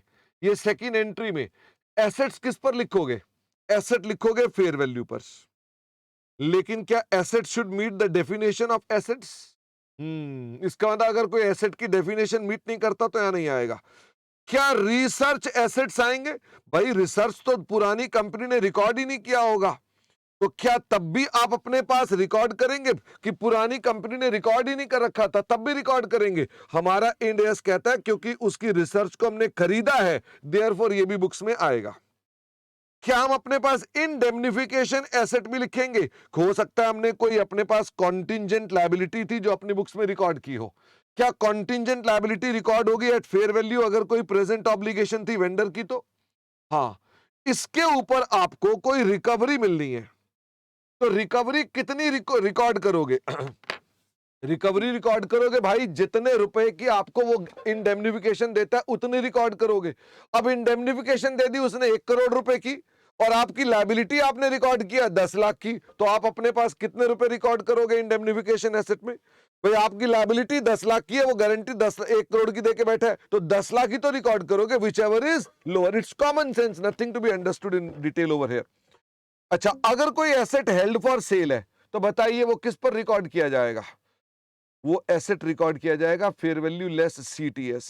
अगर कोई इंटेंजिबल एसेट्स है, और जैसे कि ब्रांड, जैसे कि कस्टमर लिस्ट, एक क्वेश्चन आया था ना कस्टमर लिस्ट के ऊपर, जिसके ऊपर उसने पहले ही कहा कि पुरानी कंपनी ने रिकॉर्ड नहीं कर रखा, तो क्या उनको भी आप रिकॉर्ड करोगे फेयर वैल्यू पे? The answer is yes. Leased asset को किस पर रिकॉर्ड करोगे? 116 पे, along with the leased liability. अगर हम लेजर हैं अगर हम लेजर हैं तो भी रिकॉर्ड तो करूंगा मैं 116 के हिसाब से, पर लेजर अगर है तो आप उसकी क्लासिफिकेशन नहीं बदल सकते। पता चल गया आपको? फिर आप उसकी क्लासिफिकेशन फाइनेंस लीज की या ऑपरेटिंग लीज की लोगे, जो ऑलरेडी लेजर की ने ऑलरेडी वेंडर ने ले रखी थी। रीएक्वायर्ड राइट्स, क्या इनको भी लोगे? फटाफट से बताओ किस पर लोगे रीएक्वायर्ड राइट्स? रीएक्वायर्ड राइट्स लोगे फॉर रिमेनिंग पीरियड्स, आप उसके लिए लोगे अपने पास, ठीक है। फिर आ गया अपने पास क्या इंप्लॉय बेनिफिट भी लोगे as per Ind AS 19। Provision मैंने ऑलरेडी डिस्कस कर दी। बाकी सब लायबिलिटीज को किस पर लोगे? फटाफट से बताओ। बाकी सब liability if they meet the definition of liability तो फेयर वैल्यू पर रिकॉर्ड करोगे। क्या डीटीए डीटीएल जुगाड़ से आने चाहिए या as per Ind S 12 calculate होने चाहिए? तो भाई हमने कई बार तो जुगाड़ से किया हुआ है। हमने जुगाड़ से कब किया था? जुगाड़ से कब किया था? मोस्ट ऑफ द क्वेश्चन में तो जुगाड़ से ही किया था। क्या जुगाड़ जिंदाबाद है? बिल्कुल जिंदाबाद है। पर अगर मान लो आपको टैक्स बेस का डेटा दिया हो तो आपको भाई साहब ठीक करना है। Your understanding? अब टैक्स बेस क्या होता है? टैक्स बेस वैसे तो आप इंड एस 12 में पढ़ेंगे। टैक्स बेस हमने एसेट के केस में क्या बताया था? एसेट के केस में वो था फ्यूचर की डिडक्शन, और लायबिलिटी के केस में क्या बताया था? Carrying amount minus future deduction या फ्यूचर एग्जम्पशन। डिडक्शन को एग्जम्पशन भी बोल सकते हो अपनी अंडरस्टैंडिंग के लिए। इसका मतलब फ्यूचर डिडक्शन या फ्यूचर एग्जम्पशन, इसे बोलते हैं टैक्स बेस। अगर मैं सीए में से टैक्स बेस माइनस कर दूं तो क्या निकल कर आता है? वो हमारा टेम्पररी डिफरेंस आता है। अगर वो टैक्सेबल है तो टीटीडी, अगर वो डिडक्टेबल है तो डीडीटी, और उसके ऊपर आप क्या बनाएंगे? जो रेट ऑफ टैक्स है वो लगाएंगे। रेट ऑफ टैक्स कौन सा लगाओगे? अक्वायरर का लगाओगे कि अक्वायरी का लगाओगे? रेट ऑफ टैक्स किसका लगाओगे? अक्वायरी का लगाओगे, क्योंकि अक्वायरी ने अल्टीमेटली उन बेनिफिट्स को ऑब्टेन करवा के देना है, उसकी ज्यूरिसडिक्शन में आपको उसका फायदा मिलेगा, देयरफॉर आप उनके रेट्स लेकर चलोगे। अच्छा, क्रेडिट कर दो, क्या इन्वेस्टमेंट या बिजनेस कॉम्बिनेशन क्रेडिट कर देंगे? The answer is yes. Cost हमने ऊपर निकाल रखी है। क्या अगर ये कंसोलिडेशन का सवाल होगा तो एनसीआई भी क्रेडिट हो जाएगा इस एंट्री में? The answer is yes. और डिफरेंस कहां जाएगा? डिफरेंस पर तो आपने पीएचडी कर रखी है, डिफरेंस कहां जाएगा? गुडविल या जीबीपी। और अगर जीबीपी आएगा तो क्या आप उसको रिव्यू करेंगे, उसकी फेयर वैल्यूज को? The answer is yes. अगर उसकी फेयर वैल्यूज रिलायबल है तो आप ओसीआई में डालो, ओसीआई से सीआर में डालो, और अगर वो रिलायबल नहीं है तो डायरेक्टली सीआर में डालो। और आपको मालूम है ये हमारे पास क्या है? ये एक कार्व आउट है इस मुद्दे पर, क्योंकि ये इतनी सारे पॉइंट्स थे इसमें, इस पर इंस्टीट्यूट ने ज्यादा जो क्वेश्चन पूछे हैं वो कौन से क्वेश्चन पूछे हैं? छोटे क्वेश्चन पूछे हैं। इसका मतलब आपको अपने पास ये छोटे छोटे, मैंने कुछ हाईलाइट कर रखे हैं, ये क्वेश्चन आप कर लो, they are more than enough. आप सारे करना चाहो सारे कर सकते हो। बड़े क्वेश्चंस भी हैं, बड़े क्वेश्चंस में मैंने ये क्वेश्चंस मार्क कर रखे हैं, ये दोनों एक जैसे हैं, ये तीनों एक जैसे हैं, ये दोनों एक जैसे हैं। क्या आप आइडेंटिफाई कर पा रहे हो कि नहीं कर पा रहे हो कि ये दोनों क्वेश्चंस के बीच में मैंने स्पेस दी हुई है, तो ये अलग है, ये अलग है। इसका मतलब इनमें से भी आप एक क्वेश्चन कर लो, इनमें से भी एक कर लो, इनमें से भी एक कर लो, ओके। और चैप्टर 14 में भी आपके पास कुछ क्वेश्चंस हैं। चैप्टर 14 के क्वेश्चन सारे रिपीट हैं, इसलिए इनमें से कोई भी क्वेश्चन मैंने मार्क नहीं किया है। तो चल सकते हैं आगे, फटाफट से बताइए। Next entry is your vendor को जो पेमेंट करनी है उसकी, कि हम वेंडर को जब पे करेंगे तो क्या होगा। तो वेंडर को पे करेंगे तो वेंडर अकाउंट डेबिट आपने ऑलरेडी पीसी ऊपर कैलकुलेट की थी, वो वाली पीसी है। लेकिन क्या आप उसे जो पे करोगे तो पे कैसे कैसे करोगे? क्या ये वही पीसी वाले पार्ट हैं? कैश दो, शेयर कैपिटल दो, प्रीमियम दो, डेफर्ड कंसिडरेशन दो, कॉन्टिंजेंट कंसिडरेशन दो, शेयर बेस्ड अवार्ड? कुछ याद आया कि जो आपने शेयर बेस्ड अवार्ड अपने पीसी में लिए थे वो क्या आएंगे? शेयर बेस्ड अवार्ड में आएंगे। मुझे ये बताओ, ये share based award ultimately balance sheet में कहां पर जाएंगे? ये सोकी में जाएंगे as a part of reserve and surplus. और इसके अंदर अगर डिफरेंस आएगा तो डिफरेंस कहां जाएगा? जैसे कल रार के ऊपर गेन और लॉस निकाला था, ये आ जाएगा, या कोई डेटर क्रेडिटर्स है तो वो आ जाएंगे, तो उसको बोलते हैं हम लोग अपने पास एसटीसी। रीअक्वायर्ड राइट्स के बारे में जो गेन लॉस है वो कैसे कैलकुलेट करते हैं? सेटलमेंट अमाउंट या फेयर वैल्यू ऑफ रार minus book value of unamortised licence rights. STC जो भी होंगे, चाहे वो डेटर हैं वो हट जाएंगे, क्रेडिटर हैं वो हट जाएंगे, आप उनको अपने पास रिमूव कर देंगे। अगर मान लीजिए कोई आपकी प्रोविजंस टाइप है तो आप उनको रीवैल्यू कर देना up to fair value. Reacquired rights को अच्छा, ये 2 बार लिख दिया हमने, क्या इसको डिलीट कर दूं? ये आपने नोट्स में डिलीट कर देना, ये 2 बार लिख दिया हमने, ओके। तो इसको 2 बार नहीं लिखना चाहिए। अच्छा, अगर कोई एक्विजिशन कॉस्ट खर्च की है तो कहां जाएगी? एक्विजिशन कॉस्ट खर्च होकर पीएनएल में चली जाएगी। जब एडजस्टमेंट्स हो गई, इतना करने के बाद में भी कुछ हो सकती है एडजस्टमेंट, इसे बोलते हैं मेजरमेंट पीरियड कॉन्सेप्ट। क्या आप अपने पास बाद में कोई चेंजेस अगर होती हैं फेयर वैल्यूज की, तो क्या उनको भी अपने पास एडजस्ट करेंगे? The answer is yes. अगर वो चेंज इन फेयर वैल्यू होती है within 12 month of date of acquisition, किन घटनाओं के लिए? जो इवेंट एग्जिस्ट करते हैं। क्या ये बात बड़ी इंपॉर्टेंट है? इंस्टीट्यूट ने 2-3 सवालों में चेक किया आपको ये। अगर वो इवेंट एग्जिस्ट ही नहीं करता, आपके पास वो इवेंट है ही नहीं है, वो इवेंट आया ही बाद में है, तो वो यहां पर नहीं आएगा। उन्हीं इवेंट की बात करो जो एग्जिस्ट करते थे। अच्छा, कितना पीरियड है? 12 महीने है। ये 12 महीने कौन से हैं? From the date of acquisition है, यहां पर आएंगे। क्या फेयर वैल्यू रिवाइज करोगे तो उसका इफेक्ट गुडविल में आएगा? क्या उसकी वजह से डीटीए डीटीएल भी बदलेंगे? हाँ। क्या कॉन्सिक्वेंशियल एडजस्टमेंट भी बदलेंगी? हाँ। क्या इसका डिस्क्लोजर भी देना पड़ता है? द आंसर इज हाँ। अच्छा, जो और चेंजेस होते हैं which are not measurement period, जैसे कॉन्टिंजेंट कंसिडरेशन बदल गई, which is in the nature of liability. फटाफट से बताओ, अगर वो in the nature of liability है तो इसका हिट कौन लेगा? पीएनएल। अगर वो in the nature of equity है तो इसका हिट कौन लेगा? तो की। और अगर कोई और चेंजेस हैं तो वो कहां जाएंगे? पीएनएल में, कंसीडर करते हुए कि वो हमारे पास चेंज इन अकाउंटिंग एस्टिमेट है। जब आपने डिविडेंड डिस्ट्रीब्यूशन करना है तो ये क्या एक्विजिशन अकाउंटिंग में आएगा कि उसके अलावा है ये? तो ये आपका एक्विजिशन अकाउंटिंग नहीं है। एक्विजिशन अकाउंटिंग इंड एस 103 में है। ये कौन सा इंड एस है? ये है इंड एस 10, उसमें कवर्ड है। ये मैं फिर यहां क्यों करा रहा हूं? क्योंकि ये कुछ क्वेश्चंस में आ सकता है। बताओ किस क्वेश्चन में आ सकता है? इन द, अगर मान लो मैं शक्ल बनाऊं किसकी, demerger.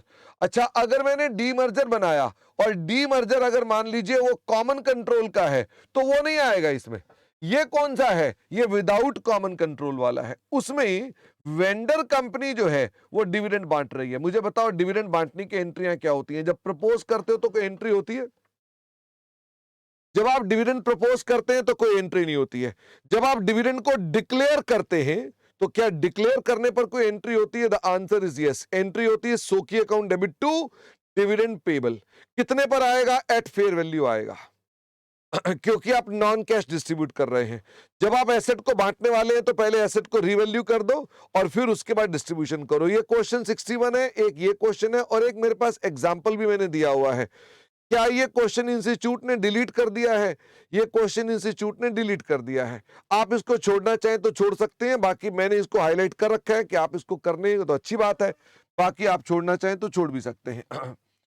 Contingent consideration and share based awards, तो इसके ऊपर हमने कहा एक डिटेल भी डिस्कशन कर ले। ये बताओ, अगर मान लो सर्विस कंडीशन है और ये नए अवार्ड्स हैं, फटाफट से बताओ। अगर सर्विस कंडीशन है और नए अवार्ड्स हैं और पेबल इन कैश है तो कौन डील करेगा इसको? इसको डील करेगा 19। It is called post combination service. अगर ये सर्विस कंडीशन है, नए अवार्ड है और शेयर में पेबल है तो ये किस में कवर होगा? 102 में। नाम इसका भी क्या है? Post combination service. अगर ये रिप्लेसमेंट अवार्ड्स हैं तो ऐसी स्थिति में जो एक्सपायर्ड पीरियड है, क्या वो ऑलरेडी पीसी में आ चुका होगा?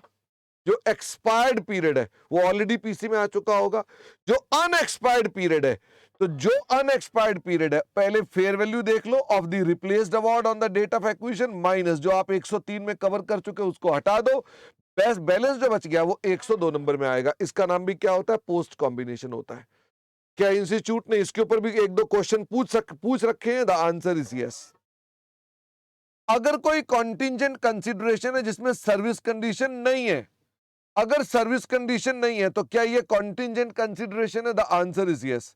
अगर ये पेबल है इन कैश या वेरिएबल नंबर ऑफ शेयर, फटाफट से नोटिस करो, वेरिएबल नंबर ऑफ शेयर, तो ये क्या है? In the nature of liability. अगर ये in the nature of liability है तो ये कहां जाएगी? आपके पास other current liability, non financial liability में जाएगी और इसका चेंज पीएनएल में हिट करेगा। अगर ये payable in fix number of shares है, अगर ये फिक्स नंबर ऑफ शेयर है तो ये इसके चेंजेस कहां जाएंगे? सूकी में जाएंगे। दो चार क्वेश्चन है इसके ऊपर भी, आप इन क्वेश्चंस को भी अपने पास मार्क कर लें कि ये कर सकते हैं। Then comes the common control transaction. Now what is common control transaction? जिसका मतलब है जिसके अंदर इफेक्टिवली जो कंट्रोल है वो एक ही आदमी के पास रहता है बिफोर एंड आफ्टर रिस्ट्रक्चरिंग। भाई पहले भी उसी के पास कंट्रोल था, आफ्टर भी उसी के पास कंट्रोल है, बट इसमें ट्रांजिटरी आइटम्स इंक्लूडेड नहीं है। ट्रांजिटरी का मतलब है कोई धंधा एक्वायर करके हमने अपनी सब्सिडरी को बेच दिया, तो आप क्या मानेंगे कि हमने एक्वायर ही नहीं किया? किसने एक्वायर किया है? सब्सिडरी ने एक्वायर किया है। I hope you are understanding. Okay, अच्छा, इनमें मुख्य रूप में एग्जाम्पल कौन से होते हैं? मर्जिंग ऑफ सब्सिडरीज या क्रिएशन ऑफ सब्सिडरीज या क्रिएशन ऑफ सब्सिडरी या merging of one subsidiary with another subsidiary, ये सब चीजें हैं। हाँ, केशव कह रहा है सर इंड एस के नंबर कैसे याद करें? उसके लिए ना रट्टा लगाना पड़ेगा। आप अपने पेज पर लिख करके रट्टा लगाते रहो। मुझे अभी तक समझ में नहीं आती, क्या आपको इंड एस के नंबर के रट्टे लगाने पड़ेंगे? तुम्हारे खून में दौड़ने चाहिए। हाउ यू कैन आस्क कि सर मैं नंबर कैसे रटूंगा इसके अंदर? क्या आपको अभी तक नंबर रट नहीं गए हैं? इतनी बार चर्चा कर दी, 28 क्लासें हो गई, 5 नंबर हैं, 5 नंबर तुम्हारे को अभी भी याद नहीं हो रहे। 27वां कौन सा और 28वां कौन सा? बच्चे का नाम है केशव। चलिए जी वापिस आइए। तो हमने कहा कॉमन कंट्रोल की अकाउंटिंग क्या होती है? तो कॉमन कंट्रोल की अकाउंटिंग होती है वेंडर और बायर दोनों के लिए। क्या हम बुक वैल्यू पे ट्रांसफर करेंगे सब चीजें? The answer is yes. Book value से लायबिलिटी जाएगी, रिजर्व भी जाएंगे, एसेट भी जाएंगे। अगर पैसे मिलने हैं तो एग्रीड कंसिडरेशन में भी आएंगे, और जिसने खरीदा है उसके पास एसेट भी आएंगे, और जो लायबिलिटी है वो लायबिलिटी भी डालेगा, रिजर्व भी डालेगा, और जो पैसे उसने देने हैं वो सेलर का अमाउंट भी यहां पर डालेगा। अगर मान लो हमें कंसिडरेशन मिलनी ही नहीं है, शेयर होल्डर को मिलनी है, तो यहां लिखूंगा मैं। अगर मान लो शेयर होल्डर को मिलनी है तो मैं लिखूंगा यहां पर the answer is no. Difference जो है वो कहाँ जाता है, कैपिटलिज्म में जाता है दोनों केसेस में। क्या ये पॉजिटिव भी हो सकता है, नेगेटिव भी हो सकता है? द आंसर इज यस, ये पॉजिटिव भी हो सकता है और ये नेगेटिव भी हो सकता है। जो हमारे पास सेटलमेंट है वो इन्वेस्टमेंट में या शेयर कैपिटल में सेटलमेंट हो जाती है। मैंने कहा ट्रांसफर ट्रांजिटरी नेचर का नहीं होना चाहिए। ट्रांजिटरी पर 2 क्वेश्चंस हैं, एक क्वेश्चन आप इसमें से कर लेंगे। अगर ये ऐसा माना जाएगा तो हम उसे एक्विजिशन की अकाउंटिंग ट्रीट करते हैं। क्या कॉमन कंट्रोल में प्रीवियस ईयर फिगर को रीस्टेट करना जरूरी है? The answer is yes. कब से करना जरूरी है? प्रीवियस ईयर के बिगिनिंग से करना जरूरी है, या date of combination whichever is later से रीस्टेट करना जरूरी है। कॉमन कंट्रोल में गुडविल नहीं आती, जीबीपी नहीं आता, डीटीए नहीं आता, डीटीएल नहीं आता। कॉमन कंट्रोल के ऊपर आपके पास कुछ छोटे क्वेश्चंस हैं और ये भी सब छोटे बड़े क्वेश्चंस मिल करके हैं, तो आप अपने पास इन क्वेश्चंस को जरूर करेंगे। ये बड़े क्वेश्चंस यहां लिखे हुए हैं मैंने, कोई दिक्कत तो नहीं है? इसके ऊपर ना मैंने लिखा नहीं कि these are full questions, these are full questions. तो फुल क्वेश्चंस यहां से उठाने हैं और स्मॉल क्वेश्चंस मैंने नीचे लिखे हुए हैं। तो आप हल्की हल्की करेक्शन कर सकते हैं, नहीं करेंगे तो भी कोई दिक्कत नहीं है, आपको क्वेश्चंस तो करना ही है। फिर आता है हमारे पास reverse acquisition including amalgamation of unequals, अगर वो अनइक्वल है। इसमें कितनी समस्याएं थी? इसमें 2 समस्याएं थी। बताओ 2 समस्याएं कौन कौन सी थी? एक तो ये कैसे पता लगे कि ये रिवर्स एक्विजिशन है, तो मैंने कहा इसे पता लगवाने के लिए या तो क्वेश्चन में लिखा हुआ होगा, या क्वेश्चन में ये लिखा हुआ होगा कि छोटा ले गया बड़े को, या आप प्रतिशत निकाल लोगे पोस्ट कॉम्बिनेशन और पता चलता है वो लीगल एक्वायरर से अलग आ रही है। इसका मतलब क्या, रिलेटिव रेशियो से भी ढूंढ सकते हो और वैसे भी ढूंढ सकते हो। ये 2-3 क्वेश्चंस हैं जिसके अंदर आप अपने पास यही चेक कर रहे हो, ठीक है? They are not very important but anyway. Accounting treatment क्या होता है, फटाफट से बताओ। अकाउंटिंग ट्रीटमेंट क्या होता है? अकाउंटिंग ट्रीटमेंट यह है कि पहले तो एंट्रियां करने से पहले सबके बैलेंस क्या कर लो, सबसे पहले क्या करने पड़ते हैं, सारे बैलेंस क्या कर दो, जीरो कर दो। नंबर 2, जो रियल अक्वायरर है यानी अकाउंटिंग अक्वायरर है, उसकी सभी एसेट्स, सभी लायबिलिटीज, सभी रिजर्व एंड सरप्लस तथा शेयर कैपिटल को ओन इक्विटी बना करके एक एंट्री में डाल दो, जिसको किस पर लाओगे, बुक वैल्यू पर लाओगे, क्योंकि आपने कुछ खरीदा ही नहीं है। नंबर 2, जिसे आपने खरीदा है उनके सारे आइडेंटिफाइबल नेट एसेट्स को लाओ, उसकी कोई लायबिलिटीज है तो लायबिलिटीज को भी लाओ, और अपने पास उसकी जो कंसिडरेशन है उसको वेंडर के नाम से डाल दो।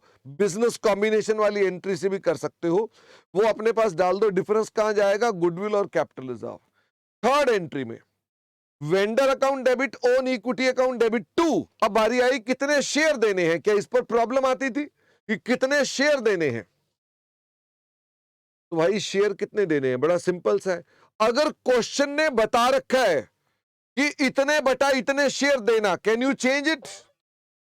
क्वेश्चन में बता रखा है इतने बटा इतने शेयर देना, तो उतने ही दे दो।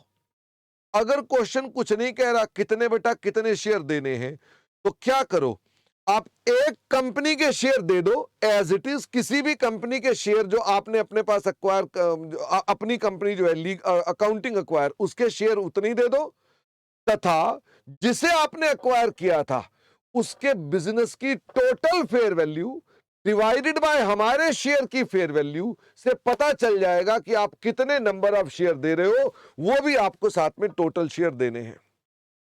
ये आपके पास होता है accounting entries in case of reverse acquisition. इसमें एक मुद्दा ईपीएस का पूछा जा सकता है कि ईपीएस में जब आप शेयर्स को डिवाइड करते हैं वेटेड एवरेज, तो वो कौन से वाले डिवाइड करेंगे, क्योंकि लीगल अक्वायरर के शेयर पुराने हेल्ड हैं, अकाउंटिंग अक्वायर के शेयर जो थे वो बाद में और आए थे। पर मैंने कहा इसे फ्लिप कर देना। जो आपने शेयर अभी इश्यू किए हैं इन्हें क्या मानना, ये शेयर कब से हैं, शुरुआत से हैं। और जो शेयर आपके पास बाद में आपने जो पहले से आ रहे थे उन्हें क्या मान लेना कि वो बाद में इश्यूड है। तो ये आपके पास ईपीएस का भी इफेक्ट आता है। ईपीएस पर कोई इस पर डेडिकेटेड क्वेश्चन नहीं आएगा, बट किसी भी बड़े क्वेश्चन का ये भाग बन के जरूर अटैच किया जा सकता है। ऑलरेडी एक क्वेश्चन में अटैच भी था। ये क्वेश्चन हैं जो आपने अपने पास सॉल्व करने हैं। ये तीनों क्वेश्चन एक जैसे हैं और ये 2 क्वेश्चन एक जैसे हैं। कोई भी एक एक क्वेश्चन दोनों में से ट्राई कर सकते हैं। कुछ हमारे अदर स्टैंडर्ड्स के मुद्दे थे। एक 101 है, इसका क्वेश्चन 63rd है, इसे आप डील कर सकते हैं। 36 नंबर ये हमने बाद में डिटेल में पढ़ना है। 36 नंबर किसी और को डेल्टा, बट इसका भी एक क्वेश्चन है। 21 नंबर में हम गुडविल को रिकॉर्ड करते हैं। फटाफट से बताओ गुडविल को किस वैल्यू पर रिकॉर्ड करते हैं? ये मैंने होमवर्क में भी दिया था, क्वेश्चन आपको किया था आपने। अगर कोई आपकी फॉरेन की सब्सिडरी है तो आप इसे किस पर कन्वर्ट करेंगे? क्लोजिंग रेट पर कन्वर्ट करेंगे। होमवर्क की जवाब नहीं आया, मैंने पूछा आपको, होमवर्क दिया था आपने किया, सब चुप बैठे हैं। क्या 12 नंबर में डेफर्ड टैक्स वाले क्वेश्चन भी एक दो किए थे हमने? तो ये डेफर्ड टैक्स वाले एक दो क्वेश्चन हमने आपको ऑलरेडी करवा दिए थे। तो ये हमारे अदर स्टैंडर्ड्स वाले हैं। अब आ गई इसकी भी थ्योरी। अभी तक प्रैक्टिकल था, अब आ गया इसका भी थ्योरी। बिजनेस क्या है और क्या नहीं, इसका एक टेस्ट होता है जिसको बोलते हैं बिजनेस असेसमेंट टेस्ट। फटाफट से बताओ, ये भी बिल्कुल लेटेस्ट है, तो आप देखेंगे तो आपको बिल्कुल याद आ जाएगा। बिजनेस असेसमेंट टेस्ट में आप लोग अपने पास क्या देखते हैं? आप देखते हैं कि आपकी इनपुट क्या है और सब्सटेंटिव प्रोसेस क्या है। इनपुट कितनी हो सकती है? दो हो सकती है, एसेट और स्किल्ड वर्कफोर्स। प्रोसेस हमेशा कौन से होने चाहिए? सब्सटेंटिव होने चाहिए। क्या आउटपुट जरूरी है? नहीं। कैपेबल ऑफ आउटपुट है तो भी चलेगा। नई कंपनी को क्या अक्वायर करना है? क्या दोनों अक्वायर कर ले तो चलेगा? फटाफट से बताओ, क्या दोनों अक्वायर कर ले तो चलेगा? बिल्कुल चलेगा। वो एक को अक्वायर कर ले तो भी चलेगा? बिल्कुल चलेगा। वो पार्ट ऑफ द एसेट्स को अक्वायर कर ले तो भी चलेगा? The answer is yes. इसमें क्वेश्चन क्या था ना, वो एक कहता है कि हमने एक पेरोल का सेगमेंट टेक ओवर ही नहीं किया तो हमने उसको छोड़ दिया था। हमने कहा जो ऑपरेटिंग सेगमेंट टेक ओवर किए तो भी कोई दिक्कत नहीं है। फिर उसके बाद हमने पार्ट ऑफ द वर्कफोर्स को लिया है, कोई वर्कफोर्स को हमने नहीं लिया तो चलेगा क्या? बिल्कुल चलेगा। अगर एसेट्स अंडर डेवलपमेंट हैं, बन रहे हैं, तो आप ऐसे में देखते हो कि आपने क्या गुडविल पे की है। ये इंडिकेटर्स हैं। क्या इंटेंड टू कंप्लीट इट्स, क्या आपको लगता है कि आप उसकी डेवलपमेंट को पूरा करेंगे या उसकी आउटपुट को जनरेट करेंगे? The answer is yes.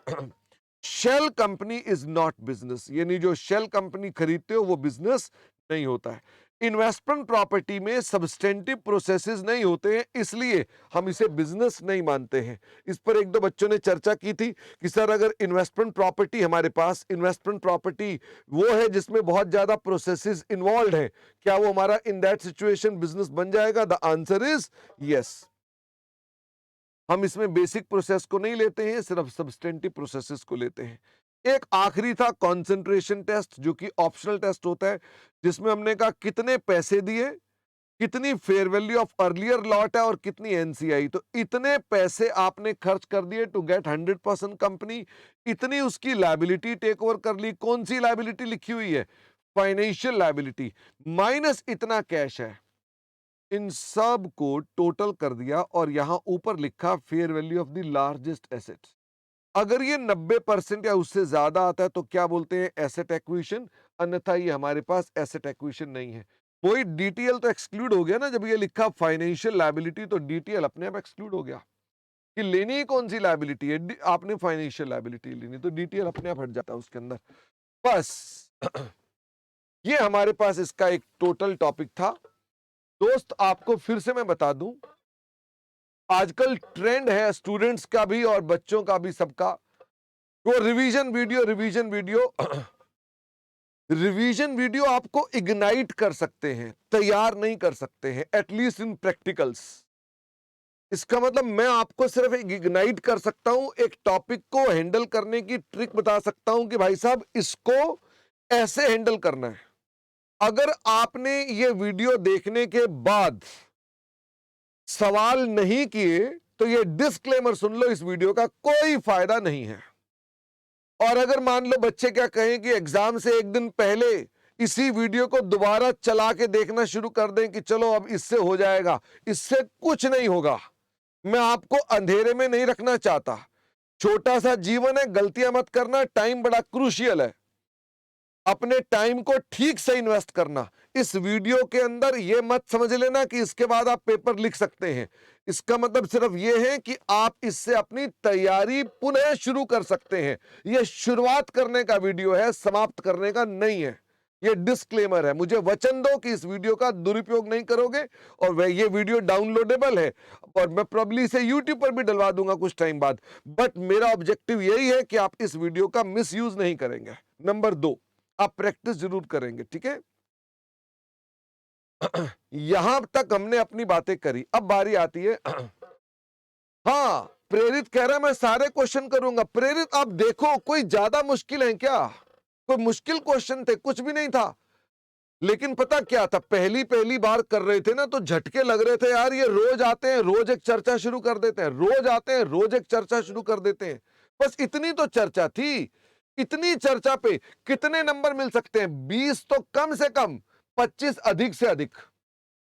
अगर मैं 20 से 25 नंबर को पक्का करवा लूं, मुझे पता है मैं कर सकता हूं, और मैं ना कराऊं, फिर तो मैं बेवकूफ हूं ना। इसका मतलब अपने ऊपर कंट्रोल करो कि भाई साहब मेरे 20-25 नंबर मैं छोड़ कैसे दूं, मैं बार बार करूंगा, इनको कैसे छोड़ दूंगा अपने पास, ठीक है। अब बारी आती है अगली वाली। अगले 32 दिनों तक आपकी कोई भी लाइव क्लास नहीं है। आपकी नेक्स्ट लाइव क्लास 8 जुलाई 2023 को है। इसका मतलब लगभग 32 बन जाते हैं कि नहीं, मुझे एग्जैक्टली पता नहीं है कि 32 एग्जैक्टली बन रहे हैं कि नहीं। मैंने तो ऐसे कैलकुलेट किया था, तो मुझे लगा था 32 छुट्टियां हैं बीच में। तो आप इस डेट से पहले पहले अब क्या करेंगे? आपके क्या क्या काम दे रहा हूं आपको मैं। काम नंबर 1, पहले तो आप अपने पास पूरा रिवाइज करो CFS and business combination, and do at least marked questions again. Please write solutions. उन्हें जरूर लिखें। एटलीस्ट 5 to 10 थ्योरी क्वेश्चंस को प्लीज राइट करें। यानी ये आपका एक काम देकर जा रहा हूं मैं आपको अपने आप रिवीजन करवा दी मैंने। अब उसके बाद ये काम आपने और करना है। दूसरा, आपके पास 45 classes already on recorded mode हैं। नया कोर्स अभी भी नहीं आया है, और नया कोर्स अगर आ भी जाएगा तो इनमें कोई चेंज आपको देखने वाला नहीं है। जिनमें चेंज हो सकता है उन चैप्टर्स को हमने नहीं डाला हुआ, हमने उन टॉपिक्स को अपने पास नहीं डाला हुआ। इन 45 में से आप कितने चैप्टर कर लेंगे, क्लासेस कर लेंगे? अब मुझे ये बताओ, इन 32 क्लासेस में कितने टारगेट पूरा करते हो? ये वाले के साथ साथ की बात कर रहा हूं। तो सब बच्चों ने कहा 32 क्लासें कर लेंगे, तो 28 से लेकर 32 क्लासेस के बीच में आप अपने पास अपने टॉपिक को कंप्लीट कर लो। इतना तो जरूर कर लेना, कोई ज्यादा प्रॉब्लम वाली बात नहीं है, इन्हें जरूर कर लेना अपने पास, ठीक है। जब मैं आपके पास 8 जुलाई को आऊंगा, तो I will start with another mega chapter. क्या मतलब सर, फिर से मेगा चैप्टर? अभी एक मेगा चैप्टर खत्म किया है, फिर से एक मेगा चैप्टर आ जाएगा। अगले मेगा चैप्टर का नाम है फाइनेंशियल इंस्ट्रूमेंट्स। बहुत ही सुंदर चैप्टर है फाइनेंशियल इंस्ट्रूमेंट्स। तो हमारा मैं ये चाहूंगा कि अपने पास आप उस समय, अच्छा, ये वाले टॉपिक अगर आपने नहीं किए होंगे ना, तो आप यहां स्ट्रेस में रहोगे। और अगर ये वाला भी कर लिया होगा, तो मैं आपको कह सकता हूं 1/3 चैप्टर्स ये हैं, 1/3 ये हैं, 1/3 ये हैं। 1/3 आपने कोर्स कर लिया, 1/3 आप मेरे आने से पहले पहले लगभग पूरा कर लेंगे, फिर मेरे साथ 1/3 कर लेंगे, तो आपका कोर्स बिल्कुल टाइमली और अच्छे से हो जाएगा। और अगर आपने कहा नहीं नहीं इनके साथ लाइव नहीं करते, अलग से कर लेंगे, हालांकि मेजॉरिटी बच्चे अभी भी यही करते हैं। They don't come to the live classes, they just see the Google Drive अपनी मर्जी से। तो मेरे को लगता है कि शायद Google Drive, exceptions are always there, कुछ बच्चे हो सकता है गूगल ड्राइव से भी बहुत अच्छे से अपने डिसिप्लिन को मेंटेन करते हैं, बट जो मेरे पास स्टेटिस्टिक्स है वो खराब है। वो स्टेटिस्टिक्स ये खराब है कि 80% बच्चे लाइव क्लासेस के अलावा जब गूगल ड्राइव के अंदर, वो बिल्कुल पीछे पीछे लटक लटक कर चल रहे होते हैं। वो डेटा मेरे पास खराब है। तो मैं चाहूंगा कि आप जरूर मेरे साथ साथ ही अपना कोर्स कंप्लीट कर लें, तो बहुत अच्छी बात है। श्रुति कह रहे हैं कोई ऐसा स्टैंडर्ड है जो फाइनेंशियल इंस्ट्रूमेंट से पहले हो जाना चाहिए? बिल्कुल नहीं, ये बड़े सिंपल सिंपल स्टैंडर्ड हैं। They are all very very simple standard, इनमें आपको कोई प्रॉब्लम भी नहीं आएगी। और बड़े सारे तो इंटरमीडिएट पर बेस्ड है, इक्का दुक्का को छोड़ करके। यहां पर आपका कुछ दिक्कत है, यहां बुद्धि का प्रयोग है, ये मैंने अपने पास रख दिया है। यहां बुद्धि का प्रयोग था, कर लिया, ये आप अपने पास कर सकते हैं, कोई दिक्कत नहीं है। आशीष, किस सीक्वेंस में आपने पढ़ना है? उसी सीक्वेंस में पढ़ना है जिस सीक्वेंस में आपको रिकॉर्डेड क्लासेस लिखी हुई हैं। PR1, PR2, PR3, उसी सीक्वेंस में चलना है आपने। ओके, मैं प्रोबेबली अगले एक हफ्ते में, मैंने आपके 2-3 टेस्ट पहले भी कमिट किए थे, पर मैंने आपको वो टेस्ट अभी तक दिए नहीं। मैं अब वो आपके टेस्ट डलवा दूंगा, क्योंकि मैं बीच में थोड़ा बिजी रहा था, कुछ प्रॉब्लम भी रही, सेहत भी खराब रही। तो मैं आपके पास अब इस टॉपिक के टेस्ट डलवा दूंगा। तो you will soon, with in next 7 days और 8 डेज आपको कुछ कुछ टेस्ट आपको वहां देखने को मिल जाएंगे। I will just update on the group.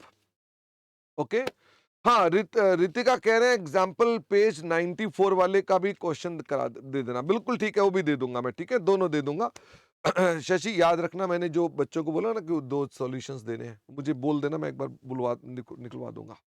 अच्छा, इसके अलावा मैं इन हाँ, एकमदीप, मेरे बच्चे बेटा यूएस में है, तो मुझे यूएस जाना पड़ रहा है। तो मैं आपसे ये कहना चाह रहा था कि मैं आपको ये मेरा फोन नंबर है 9810014495। ये आपको अब अगले 32 दिनों तक व्हाट्सएप के ऊपर ही कॉल करें तो ज्यादा अच्छा रहेगा। ये नहीं कि instead of dialing of that number, वो प्रॉब्ली मिलेगा भी नहीं आपको, क्योंकि मैंने रोमिंग ऑन नहीं करवा रखी है। तो इसका मतलब आप व्हाट्सएप कॉल पर ही मेरे से कनेक्ट करें। Number 2, the best timings will be your mornings, your evenings, कहना तो नहीं चाहिए, but your midnight suits me more. तुम्हारी मिडनाइट मुझे ज्यादा सूट करती है, ठीक है, तुम्हारी मिडनाइट मुझे नहीं कहना चाहिए, क्योंकि आप भी सो रहे हैं, तो आपको मैं कैसे बोल सकता हूं। But still, your morning, evening, your day time call does not suits me, तो please do not call in day time. वैसे उसके अंदर प्रॉब्लम हो जाएगी, ठीक है। तो आई विल ट्राई कि अगर मुझे ज्यादा कॉल आ रही होंगे तो मुझे स्विच ऑफ रखना पड़ेगा ऐसे केसेस में। और रिविजनरी क्लासेस के नाम पे जो वहां पर हैं फॉर इंडियस, कल्पना, नहीं नहीं, कल्पना, कल्पना जो रिविजनरी क्लासेस ऑलरेडी LMS पर हैं, वो जो और बच्चे हैं नवंबर 2023 वाले, उनके लिए हैं। आप लोगों के तो ये बन रहे हैं ना रिवीजन वीडियोस, आप इनको यूज करोगे। ओके, प्रेम बेटा, मैं अभी तो जा रहा हूं कैलिफोर्निया के अंदर, और वहां से टेक्सास में जाऊंगा, और वहां से वापस आऊंगा मैं। बेटा मेरा इलिनॉय में है, उसके पास नहीं जा रहा, सिर्फ डॉटर के पास जा रहा हूं मैं, ठीक है। डॉटर की ग्रेजुएशन पूरी हो गई है, उसकी सेरेमनी है, उस लिए जा रहा हूं मैं। चलिए, thank you very much all of you, see you after so many days later on. Thank you very much and bye bye.